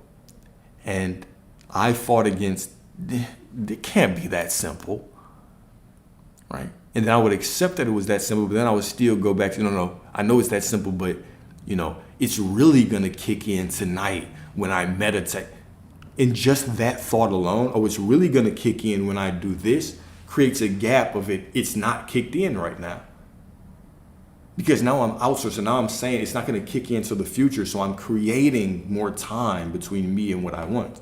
When really all I had to do was accept that I am worthy right now, no matter what. And anytime I try to outsource it and create this time between it, like, it's going to come in the future. No, just pull it back. Like, no, it's here right now. I have it right now. I'm worthy right now. I've made the choice. I'm in alignment right now. I'm moving towards everything that I need right now. Right. That's how you have to do it. Well, that's how I had to do it. And I think that's the best way, right? So it's this inner knowing, and it's the consciousness to attack every moment, one moment at a time, step by step, day by day, until things just snap into place. And you allow them to, right? You give them space to breathe. Like you give the creator within you the time, the grace to just do whatever. You just focus on the end results. And then you realize that, okay, I have this one desire in my mind, but on the path, I'm still gonna have more menu items show up. This thing is going to not look ideal, and I'm gonna have a choice. It's like, okay, it's presenting the menu. Anything I see something I don't like, anytime I see something I don't like, it's just the universe presenting a menu to me. Choose. Choose, my good brother. What do you want? You want more of this? Or do you want something different? I want something different. But what do you want? You know what I'm saying? I want this car. Right? I want the Happy Meal. Right? And I want the toy package with it. I want the car. I want this color. This year. Right? Okay, you can have that. Now, what would you believe if you had that? What would you believe about yourself? Well, I know I'm worthy already. And this situation is just showing me that I'm remembering myself incorrectly. So I just have to continue to remember myself correctly. And then I just keep on going. Okay, I am worthy. I'm just going to keep on going, keep on living through life moment by moment. And as another menu item presents itself to me, now I have another choice. So at all times, we tend to get overly consumed with one thing that we want, not knowing that we are constantly being presented menu items. You might have been triggered by something that your parents said, or your kids said, or your sibling or significant other said, and it was really just presenting a choice to you. Your trigger is a menu item. It's just that, you can't be walking through life and someone's about to trigger you and all of a sudden time just stops. And just like a video game, this menu pops up in front of you and says, all right, now you're about to experience this. But these are all the other things that you could experience. You're going to see this because you've been believing this. You've been having these thoughts, these beliefs. This is how you feel about this person. Now, when you go through this situation, just keep this in mind. It's because you believe it. Now, after the situation, I want you to reflect. It's okay, what did I have to believe to be true to experience this situation like that? And what you'll see is the reason why you experience it like that is for the exact reason that we told you. It's because you believe this. So now choose differently. That kind of menu can't pop up. So we have to be conscious. This is where consciousness comes into play. Is that we can no longer afford to walk through life like the Walking Dead. Right? It's just like this backward, we're all living this Benjamin Button life. You're born and you just walk through life unconscious. And then you come into consciousness and you have to start to reject the programming. Okay, and reject the programming. And start stripping away all these things that don't make sense and actually walk as the true version of you. All right. I actually had a different analogy I was going to use versus Benjamin Button. It sounded right, but then when I started saying it, I was like, you know what? That's not a good example. Maybe Benjamin Button isn't the right person to use in this. But what I mean, let me just say it plainly, okay? We come into life and we think we're getting so much more mature. And we think that we're getting so much older and so much wiser, and we're looking at things, and we're being so much more realistic. This is just how it is. This is how people are. This is just how this person is. And then you come into this space and you realize that no, that's a lie. It's not just how it is, it's how you are. It's always how you are. They treat you like that because of how you are, because of what you believe. The money looks like that because of what you believe, because of who you are. Okay? You're a divinely prosperous, divinely abundant being, capable of nothing but love, capable of the purest, most divine love. And the only thing keeping you from that is your beliefs. All right? Keeping you from that is your beliefs. All right. So we have to stay conscious enough to look at every trigger as a menu item, a divine menu item that's presenting us an opportunity to choose differently. What do you want differently? What do you want differently? Okay. And then keep in mind that that one desire you have that's top of your mind is just one thing.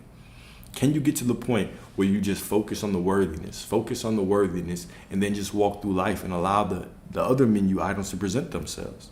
Or because you want it all, right? You don't just want the relationship, but to be broke. Hey, you want the divine relationship with the good sex, right? With the prosperity, with the nice car, living where you want, with the nice family, right? With the good relationships, with the good job or business. You want all these things. So you need to constantly be aware and conscious of how all of these things are showing up as these menu items so you can continue to select. The last thing you want is to look back like, oh shit, I missed it. But now you're in the midst of the next opportunity, right? The quicker that you get this, the better your life gets, the more you can enjoy your life. Right? This consciousness is it's a beautiful game, right? But consciousness, of course, it's a skill, just like discipline in any area of your life. Right? I highly doubt there's anyone that walks through life just 24/7, always just super conscious, right? Unless they're just an extremely enlightened person.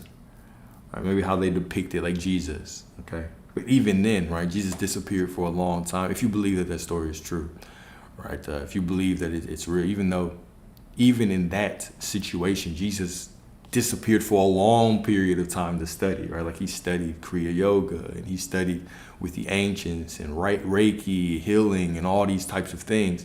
So he fortified his mind for years and years and years and then just pops back up when he's 30 or 33, right? In order to get this business done. Okay, so it's not something that we're just going to wake up to overnight. It's something that we have to give ourselves grace to handle.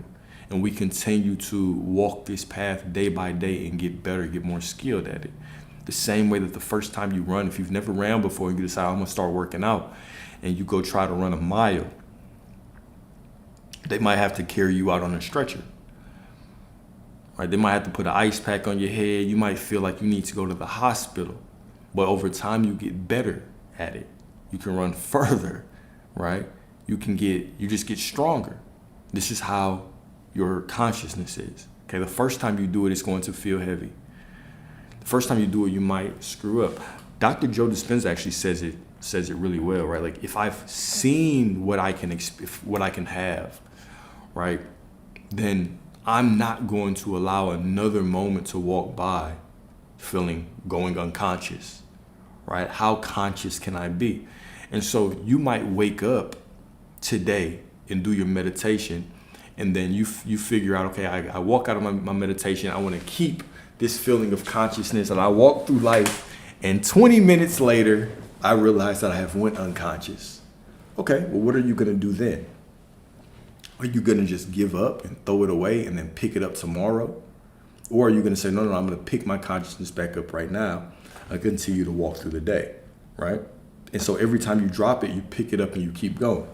You do this over and over and over and over again, right? And you become better at it.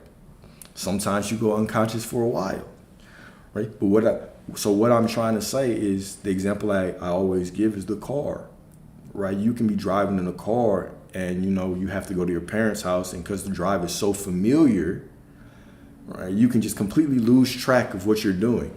And you just, one moment, all of a sudden, you're like, oh shit, I'm here. But you were unconscious the whole time. Most of us, because life becomes so familiar, we do the same type of work. We go to the same places. We hang out with the same people on the same days. We eat the same type of food. We cook the same type of shit. We have the same type of interactions with our parents and our kids. We can start to be very unconscious in our life. So how can we come back to consciousness? And you can use whatever tools that you can to do this. Doesn't matter if it's setting an alarm on your phone, and for every 2 hours, I set a timer, right? Bring your ass back to consciousness, right? What are you aware of being right now? And when that alarm goes off, you're like, oh shit, you're right. I've just been over here drifting off, okay? And so if you have to do that, do whatever. If you have to keep a card in your pocket, okay? If you have to put a ring on your finger, okay? If you have to, whatever you have to do to stay conscious, you want to do that. You want to do that, right? So the affirmation to close, and then we'll do a summary, and then we'll do Q&A for a while, man. But the closing affirmation is, I will be exactly who I was created to be.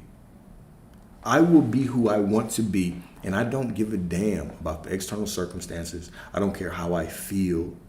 I don't care about how worthy I think that I am today. I'm still in alignment. You're still in alignment. I don't care what people say. I don't care what people think. I am still in alignment, all right? I will be exactly who I was created to be, not who pain tried to make me, okay? Not who fear tried to shape me. I am the potter's rebellion, the word in motion, the becoming they couldn't cancel, right? The becoming they couldn't cancel. All right. So to summarize this, and I'll say this first paragraph one more time, then I'll summarize it. They gave you a name before you knew your own voice, told you what success looked like before you even saw your reflection. They packaged your worth in approval and applause and achievements. And if you dared to say no, you were called rebellious, unrealistic, or too much. Okay, but what if the world lied? We've all been programmed to seek our external validation from everything outside of us. We've been programmed to think that our worthiness is in how we perform for our parents, how we perform for the schools, how we perform for the jobs, how we perform for the church, right? We have been told that our worth is tied to what we can do for everyone outside of us. And then we come into the spiritual world and we think, oh, in order to align with the things that I want, I have to be worthy. And we take the same approach and we believe that worthiness is some feeling that you can conjure up. But the problem with that is that because you are divinely worthy as a birthright, because God dwells within you, right? Because the word was made flesh, because the word dwelt among us, because God is within you, you are already worthy. You were born worthy. The true baptism that the church talks about, that they try to do when they stick your head in a pool of water, right, and damn near drown your ass, that baptism already occurred in your mother's womb. This is the spiritual baptism, right? So how the process actually works is your mother and father lay down, they have sex, they create an avatar. Your soul decides it's going to descend down here. It stands in line. It gets a spark from what is known as the eternal flame. The eternal flame is just God. So your soul is sparked. It dives down here. And as it dives down here, it jumps into your pineal gland, the pineal gland of your fetus, and it animates the body.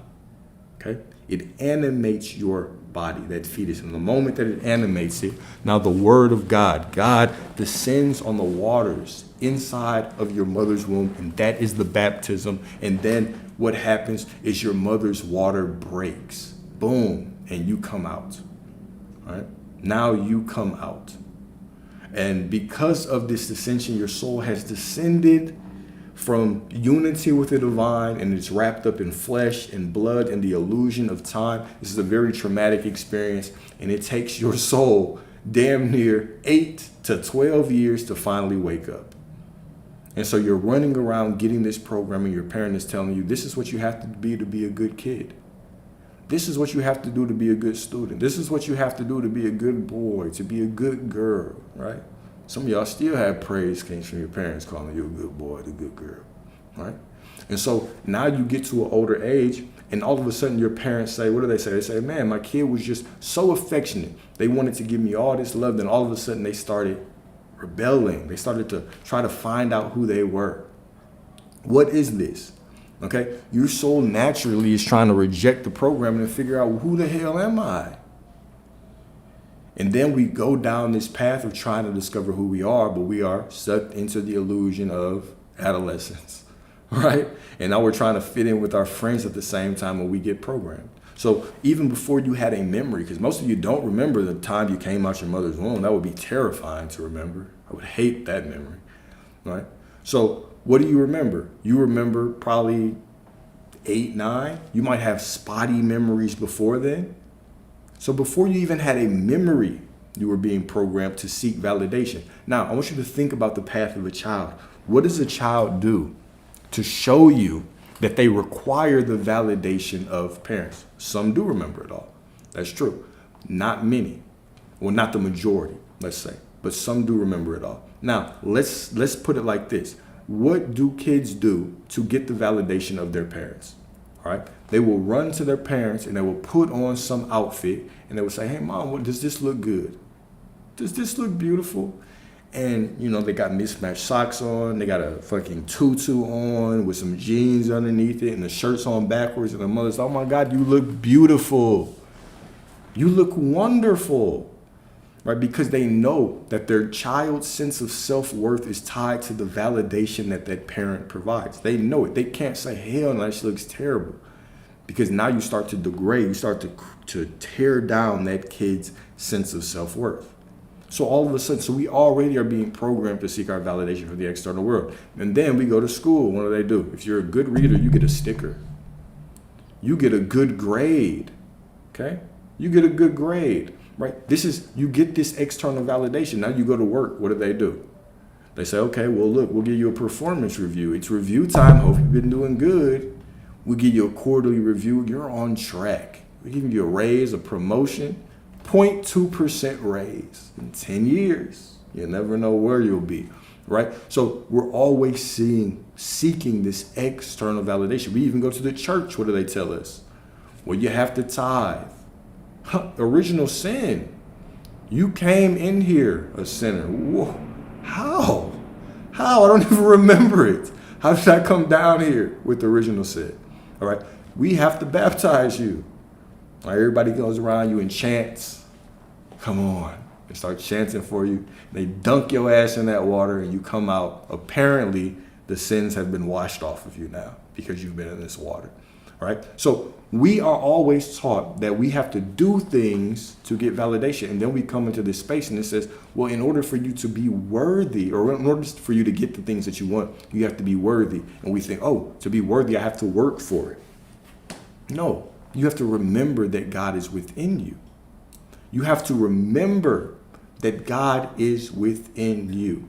It's a human representation of being born again, right? But you don't need to be. You are born again anytime you go through a situation. Anytime you make a decision to be someone new, you are born again. You do not have to be put in water to be born again. You don't need anyone in this world to grant you the right to be born again. This is something that you do with sovereignty from yourself. That you can decree a thing. Thou shalt decree a thing and it shall be. All right? So you make the decision if you are going to be born again. You make the decision of who you are going to be. No one else. You have that power. You have that authority. Okay? You have that authority. So we come into this inner knowing of who we are. God is within you. You are God. You cannot be separated. And once you come into that inner knowing, you should automatically know, okay, that means I am worthy. So there is nothing to work for. There is no worthiness that I need to work for. Right? Just the fact, just the act of you trying to work for worthiness is symbolizing that you do not believe that you're worthy. Just the act of you trying to be a person that is a loving person, right? That you're trying to conjure up this feeling of love means that you're not love, but you are all of those things. You are all of those things.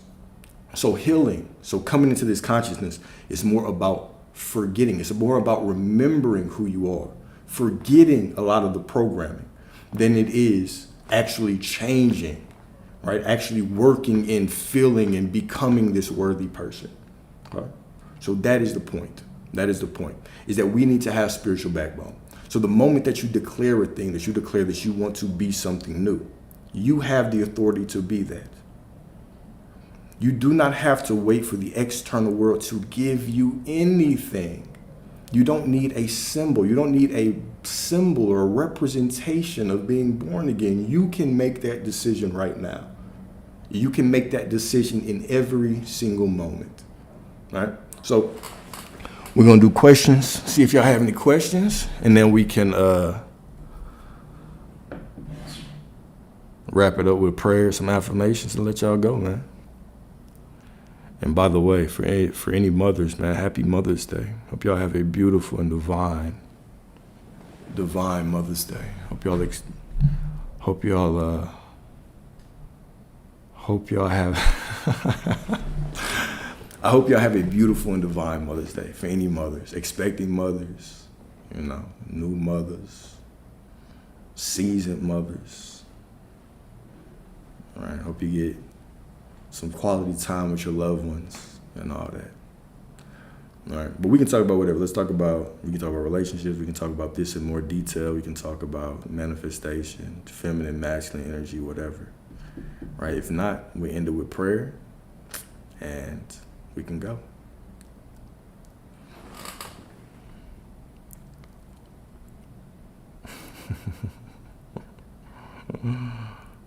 Ooh.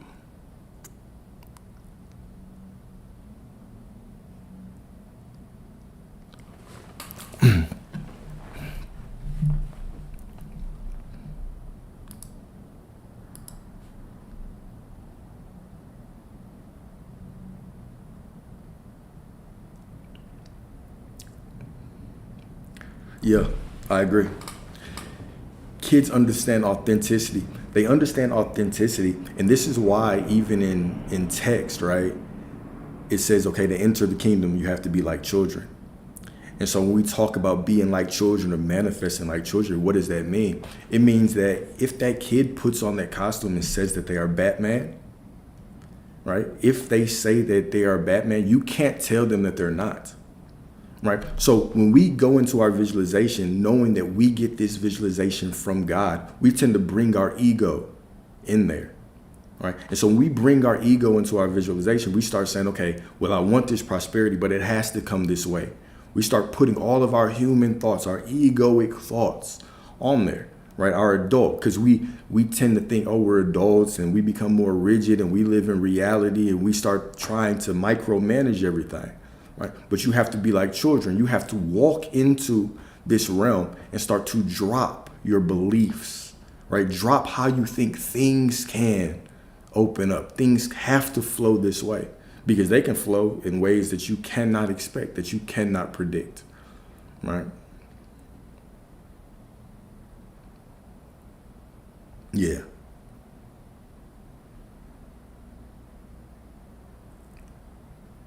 Yeah.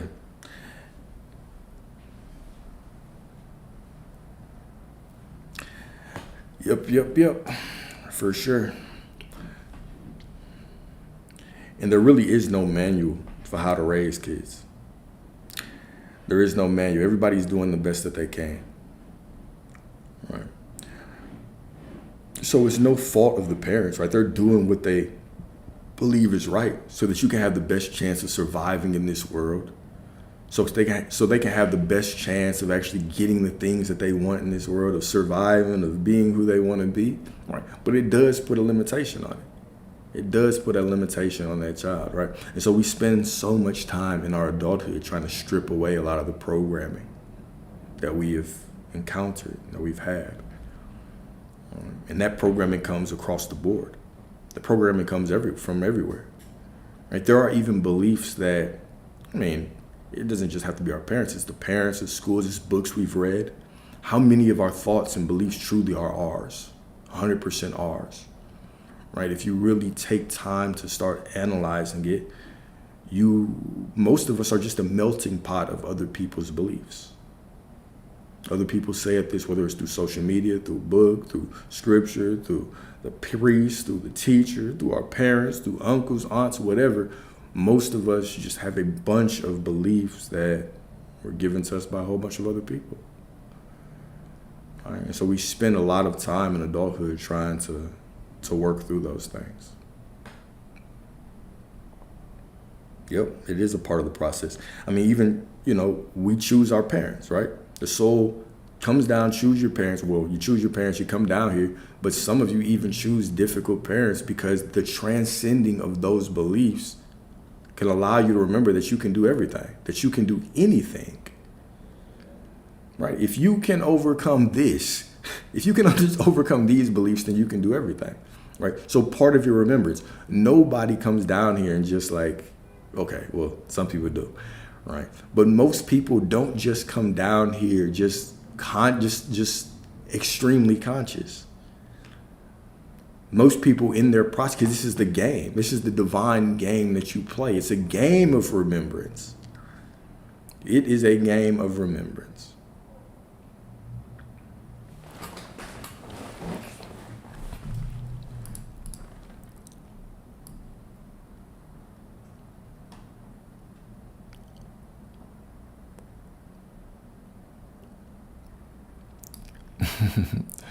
Hey, so I haven't seen the movie Sinners. I haven't seen it. I've been in a bubble recently, man. I've been in a bubble. I've had some things that I've been focused on in my life, but I do want to see it though. I do want to see it. I've seen some conversations about it, some people don't like it, but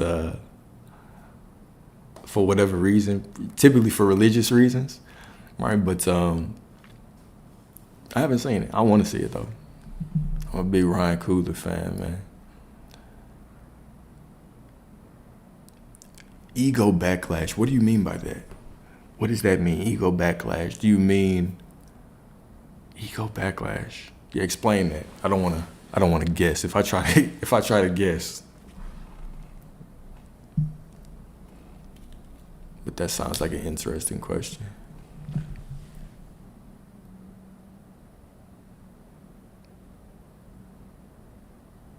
Okay. So how do I jump to the conclusion that I am God and you have the understanding that God lives in you already? All right.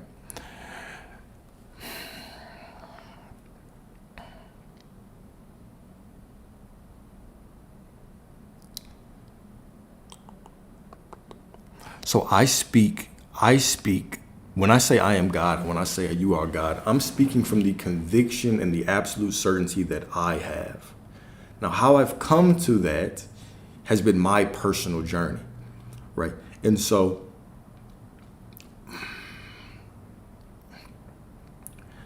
let me be careful with this comment. Let me be very, very, not careful, but mindful. Right? Because all of our journeys are different and important for us. Okay. So let me just answer it from my own perspective. I came into that conclusion just through a bunch of inner work. There was work that I did over a long period of time that pulled me to that conclusion. So I was born in the Catholic Church. I was in Catholic Church for a long time. I was confirmed in the Catholic Church. Then I went away from the Catholic Church and I went away from God for a while and then got back into some loose Christianity and then went into different spiritual texts and basically took a route of remembrance that was special to me. It involved a lot of psychedelics and a lot of researching and a lot of meditation, right? But this was my own inner knowing that I came into after a specific tragedy in my life, where just had a very, very vivid vision that reminded me of this knowing. And when I walked in that knowing, it was as if everything in my life began to click for me. Things that I could not create before, I could create easily. But also a lot of things made sense to me. Scripture made sense in a different way. I used to read it from a very historical perspective, and now I was able to read it and understand things that I never even read before. I would just know them from a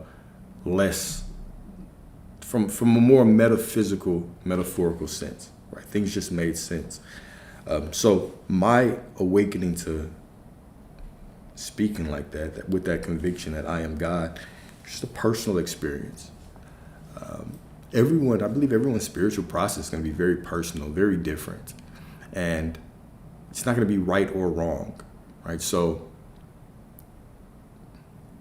I speak loudly, especially on Christianity, right? Because a lot of my friends we have heated debates on things like this, which is, why I just carry that into who I am. But whatever path you're on and whatever you believe, the key point and the key purpose is just to have a relationship where you feel powerful in your life. You're not walking through life feeling like a victim, feeling like everything is against you, and feeling like you have no control over the external world. All right? And I never felt like I had control, and I never understood the concept of God being outside of me.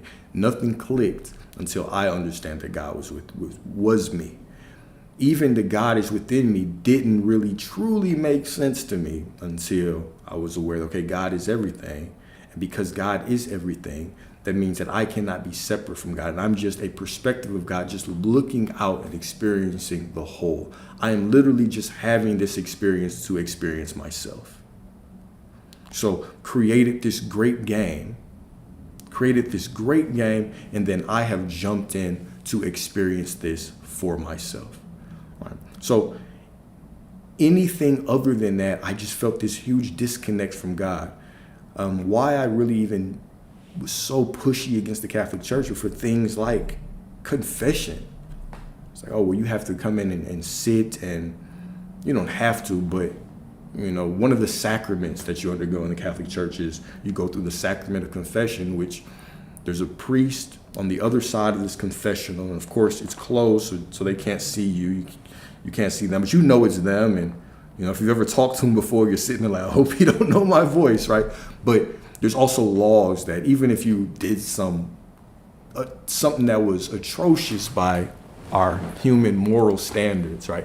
They couldn't speak against you, right, in court or anything like that. But still, it was just uncomfortable, and it always felt like this disconnect. I always had to go through someone to get to God, right? I have to go through confessional, and they have to give me these things to do, which typically were prayers or acts to do to be absolved of that sin. And so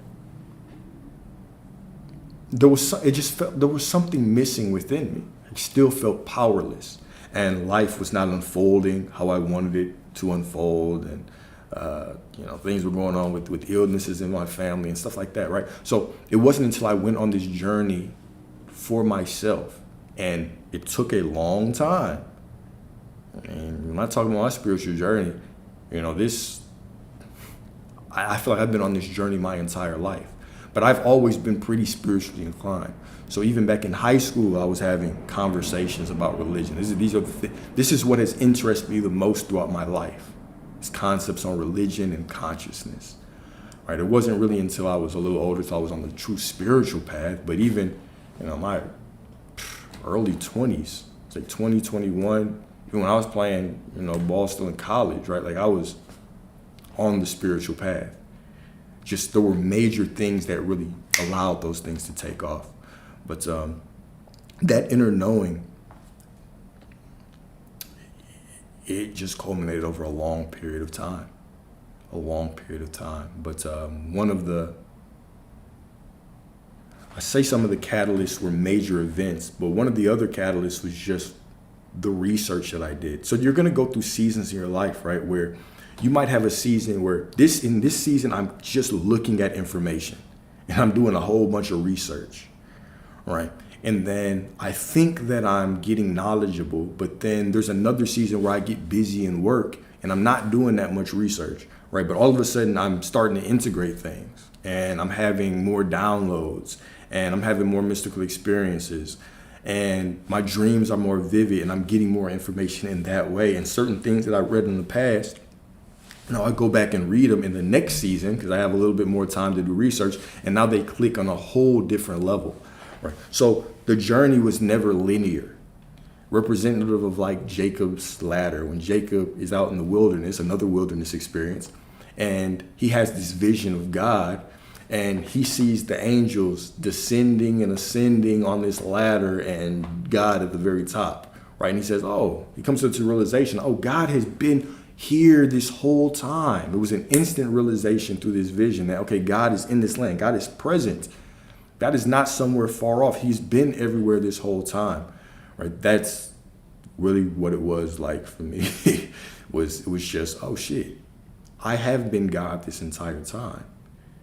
And a big part of it was also, once I came into that knowing, it wasn't just that knowing and all of a sudden everything was crystal clear. It was that knowing and then it was proven.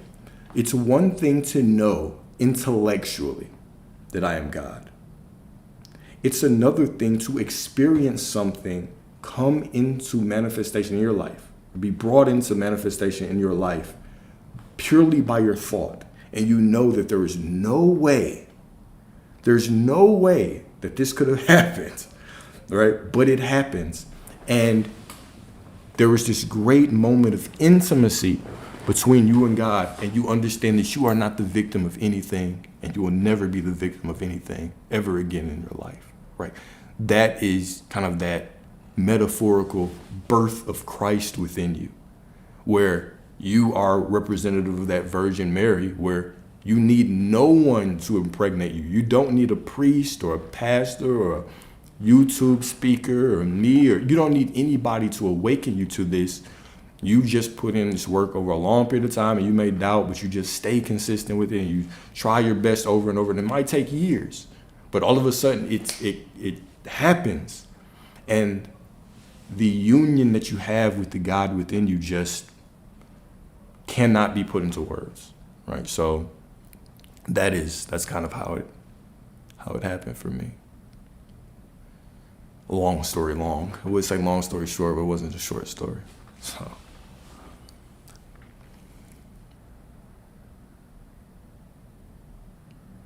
How I've affected people negatively. Man, I can give so many examples about that, unfortunately. But I would say the number one thing is women. So even when I first started doing content, it wasn't conscious stuff. It was more about the relationship between men and women, because that's where I thought I could help the most. And then things just naturally evolved, because I was like, I want to talk about what I'm actually interested in. So I try to talk about things from a different perspective. But I'll tell you, man, so whenever I went through younger days, man, I've always loved women. I had a lot of women, and my relationships have not always been the best. For my own fault, right? Whether it was just lying or presenting myself as someone that I wasn't, right? Whatever the case may be, I negatively impact a lot of women. So whenever I started to come into this consciousness and try to heal those old wounds, one of the first things that I started doing was practicing sexual discipline. It was trying to get my lust under control and go on retention. And one of the big parts of that journey was going back and trying to resolve those relationships, right? Like talk to those women, get their perspectives and make amends and apologize, but also hold myself in a way where I don't go down that path again, right? Where I'm not negatively impacting people just for my own fun. And I'm not just letting my lust go out there and, hurt people. So those were those are always the top of mind, right? And of course, when you're going down that path and you're getting forgiveness, sometimes you get it, sometimes you don't. But what you really have to learn is the most important thing is forgiving yourself, right? Because regret and negativity is very, very heavy. And we can all think of things that we're not proud of. We can all think of things that we've done in the past. We're like, I'm not proud of that. Could have treated that person differently. Could have treated that person better. And I never actually thought that I was a bad person. I never really thought that I was just doing wrong. I used to have like a rule, like, okay, I don't have sex with women more than twice, unless I'm trying to be with them. But even that is too much, right? So it was coming into that inner knowing that I really shouldn't be entering women at all if I don't really have any interest in them, unless, right, we both have that understanding. And even then, that's still a slippery slope. So, not to get too far down that subject, but even then, that's still a slippery slope.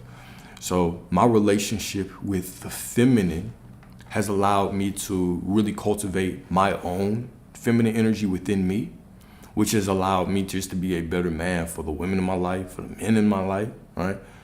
Not like that, but like my homeboys, for my own father, right? For my, family members that come to me for advice, right? Being able to embody my divine feminine energy has allowed me to build better relationships with all the women in my life, right? And now, most of the women in my life, I have very, very close relationships, with women in my life. More like mentor-student relationships, but that helped me a lot. So going through that situation with women, and I know that even in past lives, that's the thing that I've dealt with. And I struggled with waking up in a lot of past lives or getting on the conscious path because of my desire for women, right? The things that I like. So that addictive personality has rode with me. But when it comes to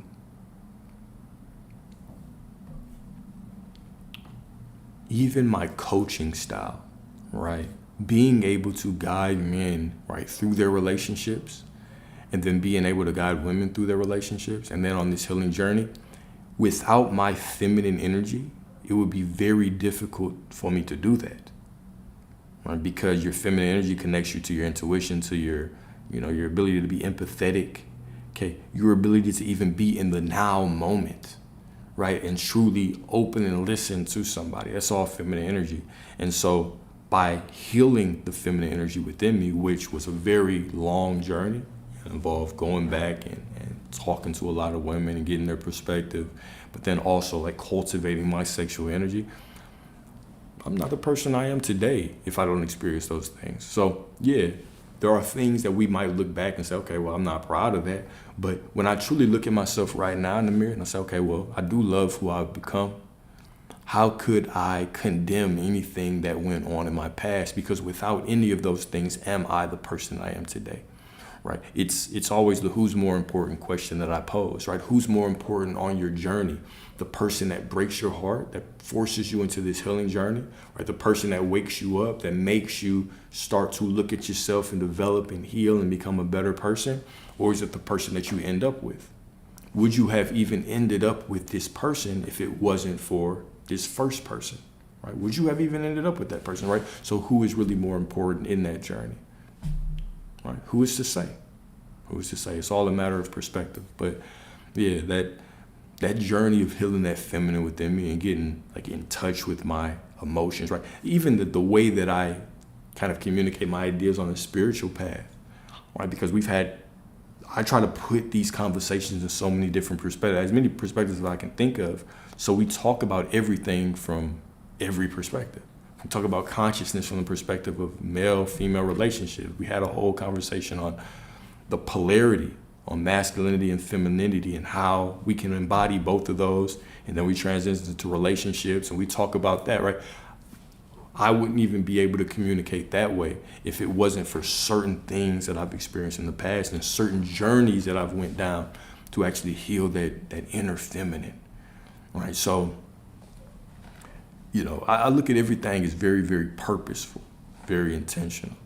Even because I've lost close people, and even when I've spoken to them after they've transitioned, right, it's always that, all right, everything that has happened has been very, very necessary for me. Very, very necessary. Right. So I don't believe in coincidences, accidents. I think that, the Most High is much more intentional than that. But top of mind, that's what I would say. Top of mind, that's what I would say.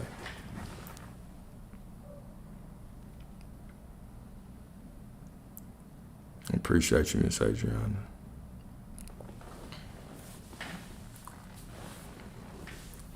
Do I believe men should be teaching and guiding women about femininity?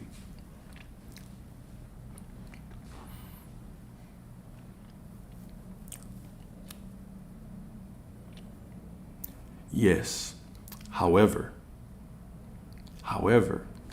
there are certain things, all right? When we talk about femininity, I can talk about femininity from a masculine perspective. However, the same way that I do not believe that a woman could teach a man how to be a man, I also don't think that a man can teach a woman how to truly be a woman.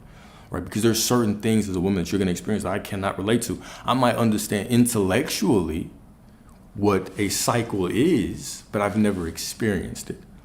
Right? And I've never navigated the world as a woman, just like a woman's never navigated the world as a man. Right? So there are different things, right? But when it comes to embodying feminine energy and how feminine energy can affect you in terms of polarity, how to cultivate your inner masculine so it doesn't dominate the feminine. When we talk about feminine energy, masculine energy, yeah, I think that a man can talk about that.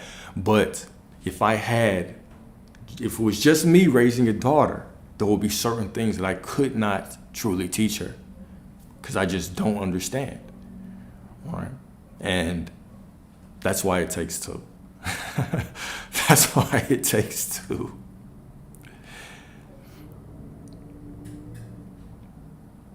And I would say the same thing about, women kind of guiding men about masculinity. I would say the exact same thing. The exact same thing. A woman could definitely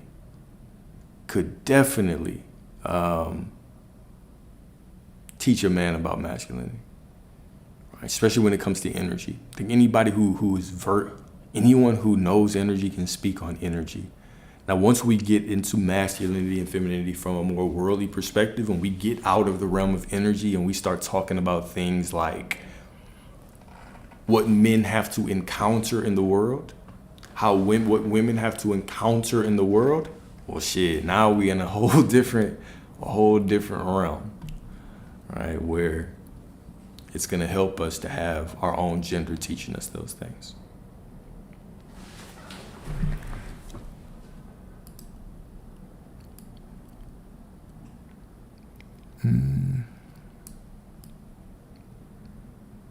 Okay, I like that.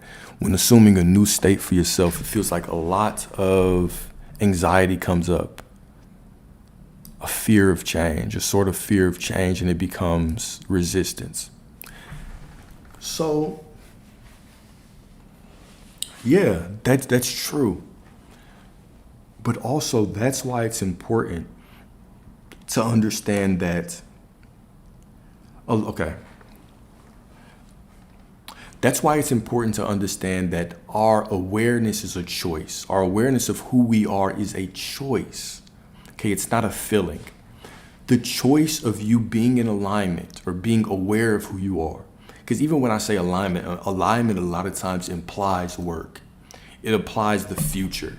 Subconscious reprogramming, it implies the future. Alignment implies the future. Time implies the future, and there's really only the now moment. So right now you can be in anxiety, and that's fine. However, you can still make the choice to have the awareness to know that you are on the path to where you want. This is just something that you're experiencing right now. It's just a feeling. And all right, let's talk about this from a biblical perspective, and let's also talk about this from a psychological perspective. From a psychological perspective, why your feelings do not matter in getting the life that you desire is because your feelings are not controllable. The world will lie to you and say, control your emotions. You cannot do this. You can regulate your reactions to your emotions, but you cannot control your emotions. Here's a point, right? Let's really think about this. If you wake up and it is a sunny day, you're more likely to be in a good mood. If you wake up and all of a sudden it's a gloomy day, it looks ugly outside, you're more likely to be in a bad mood. Your emotion is nothing more than energy. They're just manifestations of your body's energy just in the moment. They flow, they pass, they do whatever. You can get in the car right now and start listening to a sad song, and all of a sudden your emotions can be sad. You can get bad news. Someone can tell you the wrong thing, and all of a sudden your emotions can change. Your emotions change like the weather. You are the sky. The sky is above the weather, right? So you're knowing of who you are. You're knowing that you are the consciousness behind this body is ever present. It's eternal. And the weather, whether it's thunderstorming down here, raining down here, even if it's sunny, you can enjoy the sunny moments, but the sadness, the rain, the thunderstorms, the hurricane, all those things are just manifestations of emotion. They do not determine your true alignment. Okay? Your awareness should be ever present, unchanging. Now, let's look at this from a biblical perspective, because many people will say, okay, well, what if I get off the path because I'm anxious? And it's almost as if these circumstances are trying to push me, and I realize that, I've been doing the wrong thing, and I'm anxious and all these things. Okay, let's talk about that, okay? We have biblical examples. So when Peter, matter of fact, the best example that I always go to is the Israelites. And I said I was going to look it up, what Israel means, because I didn't want to misquote again, because I already know if I do, somebody's going to grill me for it. I ain't finna look it up now, right? But Israel, I believe it means something like God dwells within them or speaks the word of God or something like that. If anybody knows, if anybody wants to Google what Israel means in Hebrew, just let me know. All right, but let's think about the story of the Israelites. And I'm gonna show you why anxiety means absolutely nothing. It's just something that happens. It's just a symptom, all right? The Israelites were in slavery in Egypt. And Moses, a man with a stutter, right, was tapped by God. Matter of fact, Moses was the son of the emperor, I believe. He was shipped down there. He was raised there, and then he left. Then the Most High tapped Moses and said, all right, with this staff, you can have my power. The staff is actually a metaphorical representation of your spine, just like the story of Hermes Trismegistus, also known as Thoth, also known as Enoch. Right? This staff represents his spine. So we think of this metaphysically, or in the story, we think that Moses was carrying a staff, right? Maybe he was, maybe he wasn't. But what this actually represents is his spine, enlightenment. You have the power of the divine if you can raise the energy of God from the sacrum up your spine and open up the crown chakra and actually reach spiritual illumination, right? So Moses went in, and what did he do when he went in to rescue the Israelites? He gave them 7 signs, 7 miracles. Just like we can look back in our life and we can see all these signs of God doing things in our life. God picked you up when you were in lack. God rescued you from the abusive situation. God gave you this car when you ain't know how you were going to get to work, right? God did all these things. Even this morning, you lost your keys, and when you found them, you said, thank God, right? All these miracles. But let's talk about the miracles that God did for the Israelites. He went as far as killing the firstborn children, right? This is the Old Testament, guys, so it's a very interesting story, but still, he went as far as killing the firstborn kids of the Egyptians. Just, if you need a sign, I'll give you a sign right there, okay? So the Israelites left, and what happened was when they left, even God told them, like, all right, look, I'm going to harden the Pharaoh's heart, and he's going to go after you so I can show him.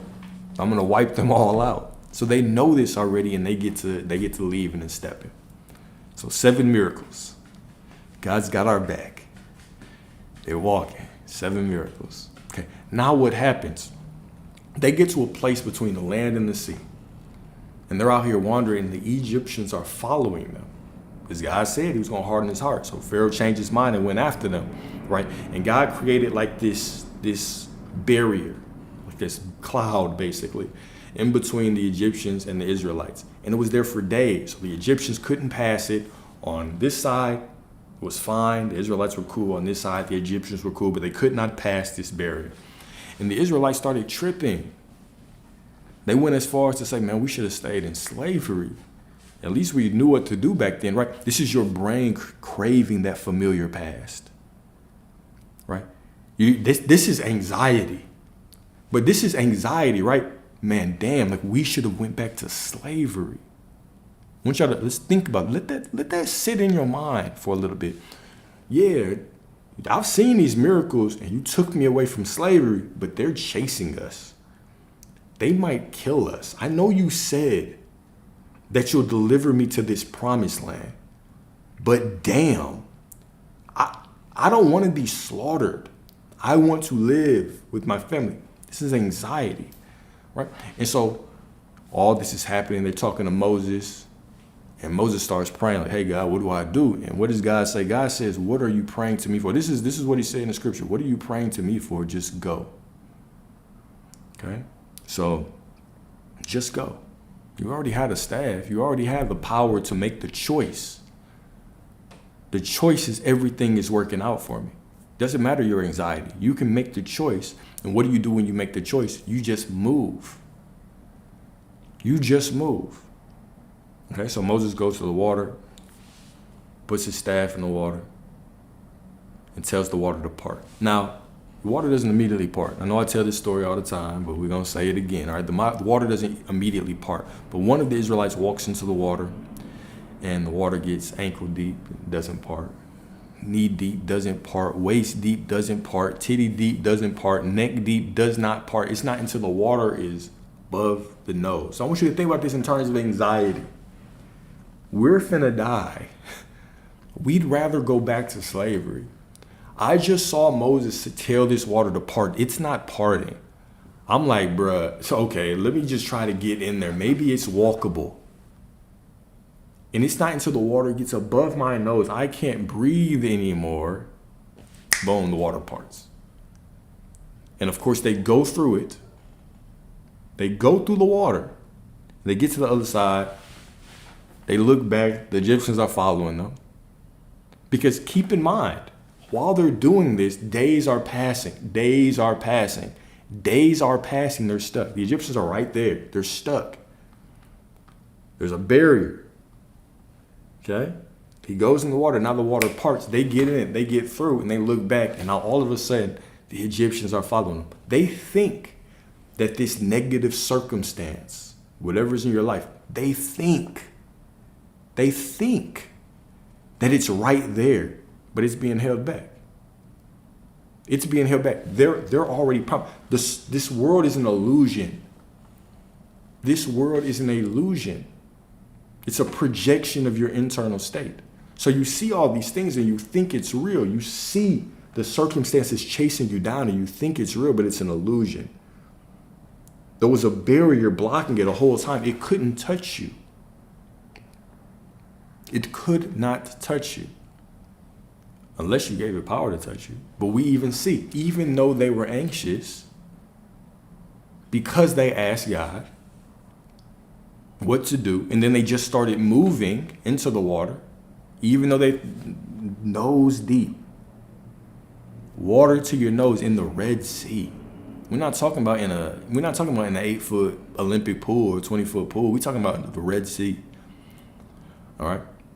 Whether you believe it's true or not, all right? Whether you believe it's true or not, we're looking at this from a purely metaphorical sense. Because what Scripture is, it is a book that teaches you how to control your life. If you don't read it for any other thing, you read Jesus as your I am awareness telling you how to control your mind in whatever circumstance. Okay? Now, they get to the other side, they look back, and all of a sudden, They close the water, and their enemies are destroyed forever. Then they wander their ass around for a while until they can find the promised land, right? But either way, this is a story of anxiety. Your anxiety means nothing. Your anxiety means nothing. So what happens if I actually do fall off the path, right? Because they were just in this holding pattern, and yeah, they were tripping, but what happens if my anxiety actually causes me to fall off the path?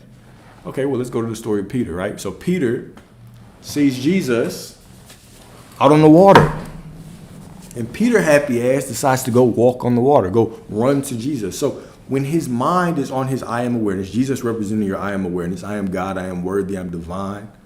Everything is in line for me. Everything is working out for me. It doesn't matter the external circumstances. The water represents the external circumstances. He's walking on the water to Jesus. Now, what happens when he takes his mind off of Jesus? He starts drowning, or he starts sinking in the water.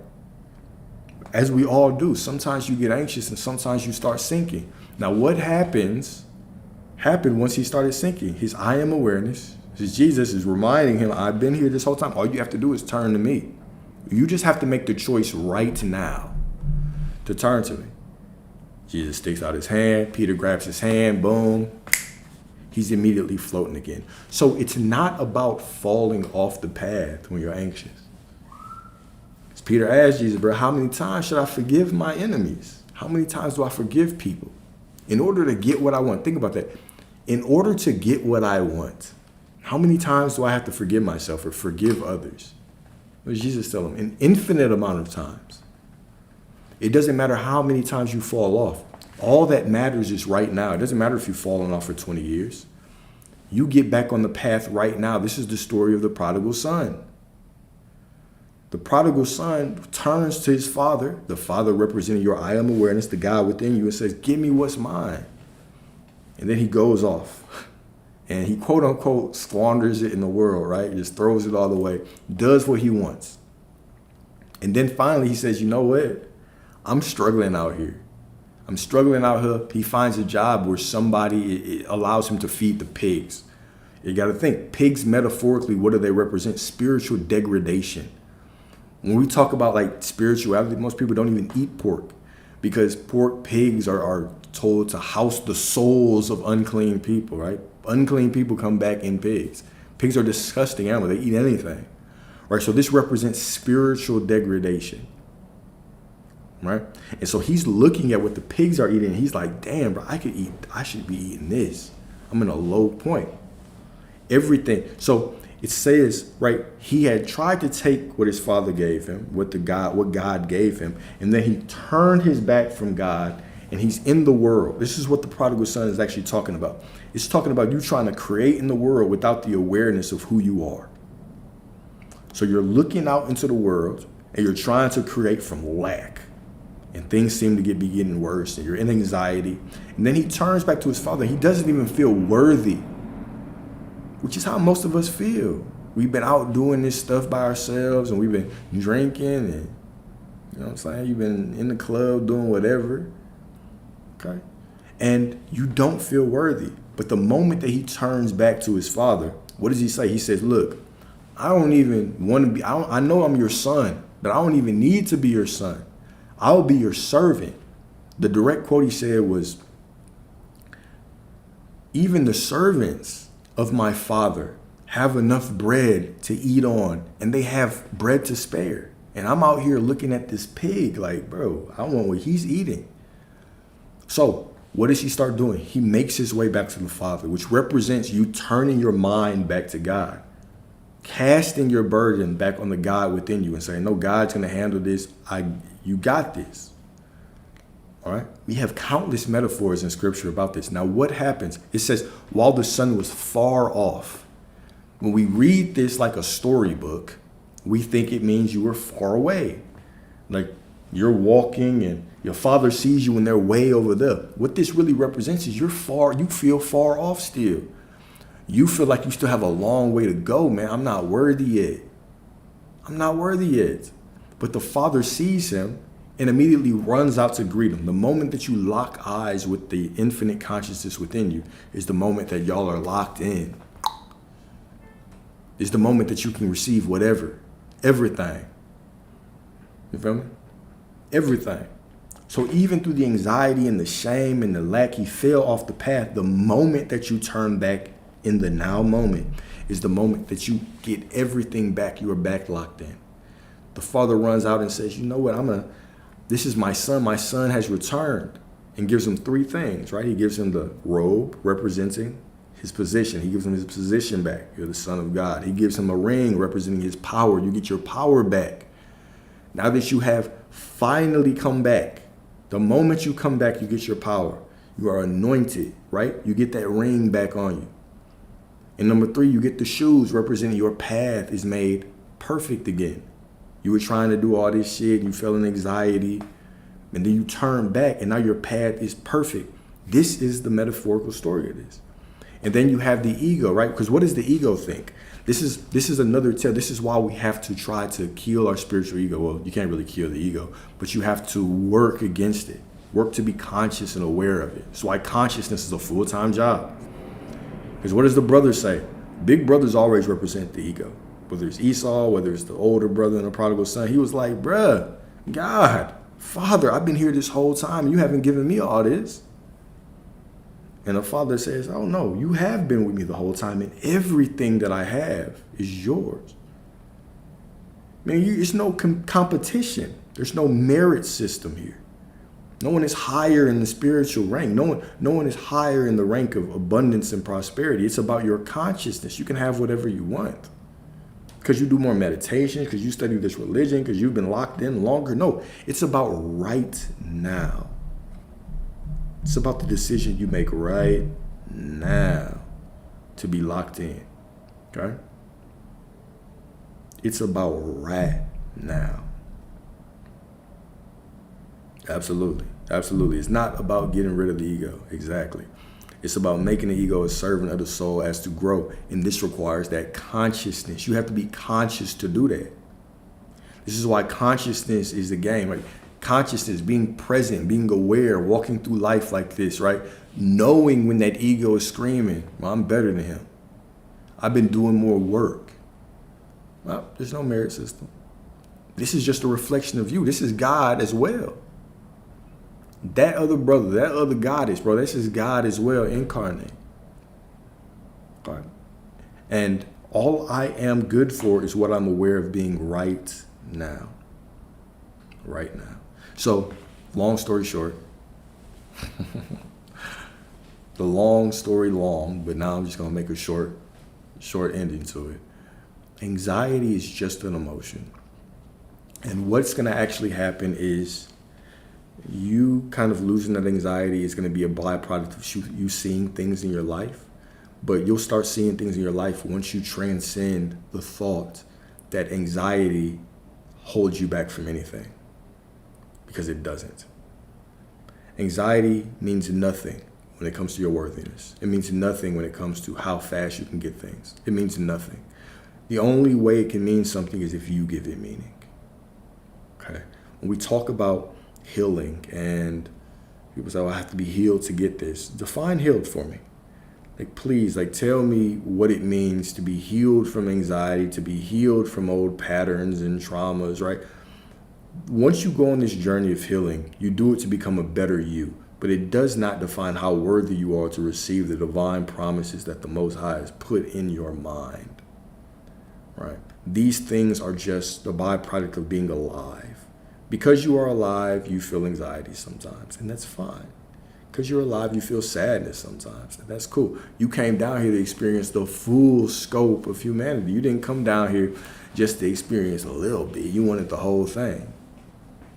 Right? You didn't want the tip, you wanted the full thing, man. This is what you wanted. This is what you came down here for. Okay? So your feelings, your thoughts, the circumstances, they just come and pass. Life changes at every moment.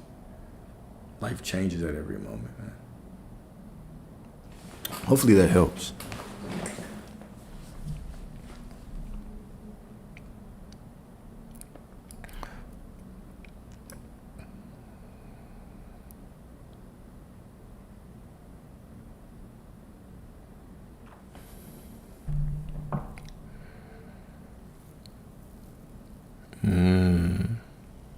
makes sense. So yeah, man, it's what works for you. Right? It's the belief that works for you, that makes you feel powerful, that makes you feel divine, right? It's whatever clicks. And I should start mentioning that more often, right? You're gonna go out and you're gonna hear a lot of people say things, and they'll say things from different perspectives. What is true and what's not true, right? Like, we're all giving perspectives, but if we all truly, really thought about this, right? Everyone's life is catered towards trying to understand God. Doesn't matter if you're trying to study physics, biology, psychology, the mind, it's all God, right? And so we are all wanderers who are trying to learn ourselves and experience ourselves. And when it really comes down to explaining how things work from a metaphysical perspective, we try to do it from the language of the physical. And explaining things of God or of conscience, like explaining things outside of this reality, is very difficult. And we don't really have the words or the language to do so. Our language was not created for the mind of the divine. Our language was created for here. So even if you've ever taken if you ever had a trip, a plant medicine trip, what you'll realize is you'll have experiences that transcend words. Words, you can try your hardest, but you can stumble through things and you can find the most beautiful words, and it still will not scratch the surface of what you've experienced, which is God. So we're all just trying to do our best to put something that is beyond words into words in a lovely way. And so what our search is for is not to find all the information. It's to find the information that resonates with you, knowing that you'll never find all the information. But there are some people that want to just look. Like one of my purposes is information, spiritual knowledge, right? If I just stopped right now, I couldn't. I couldn't do it. Okay, so the goal is to find what clicks for you and then use that to improve your life and do the best that you can with it, right? Do the best you can with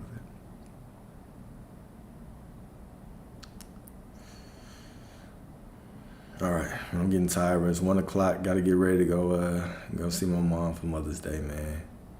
But I just wanted to get on this live and do this because I probably wasn't going to be able to get on this evening. But let's end this with a prayer, some affirmations.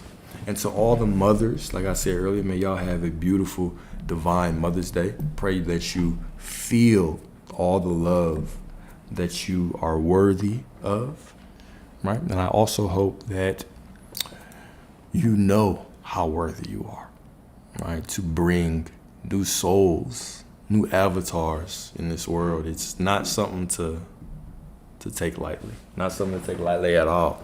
All right, so let's go and end this with prayer.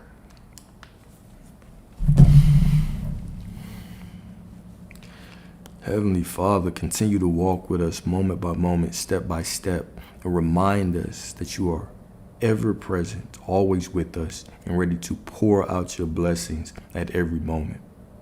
Thank you for every single opportunity, every single person that you've placed in our life in order to push us into the more aligned version of ourselves that can receive all of the desires of our heart. I pray for anyone that's going through pain, going through heartbreak or loss, that you provide them with the peace and the love that only you can provide, and also remind them that peace and love that they are looking for is always within them and ready to be tapped into. Okay? All right, I see you all as beautiful, as divine, as worthy, as perfect, as beautiful, as rich, as wealthy, as prosperous, right? As in alignment with everything that you want. If you do not feel that way, it's cool, because I feel that way for you. I see you as that anyway, so I know that it must be true. Okay, know it must be true. Y'all have a beautiful and blessed Sunday. And until next time, God willing, I appreciate y'all as always. Later.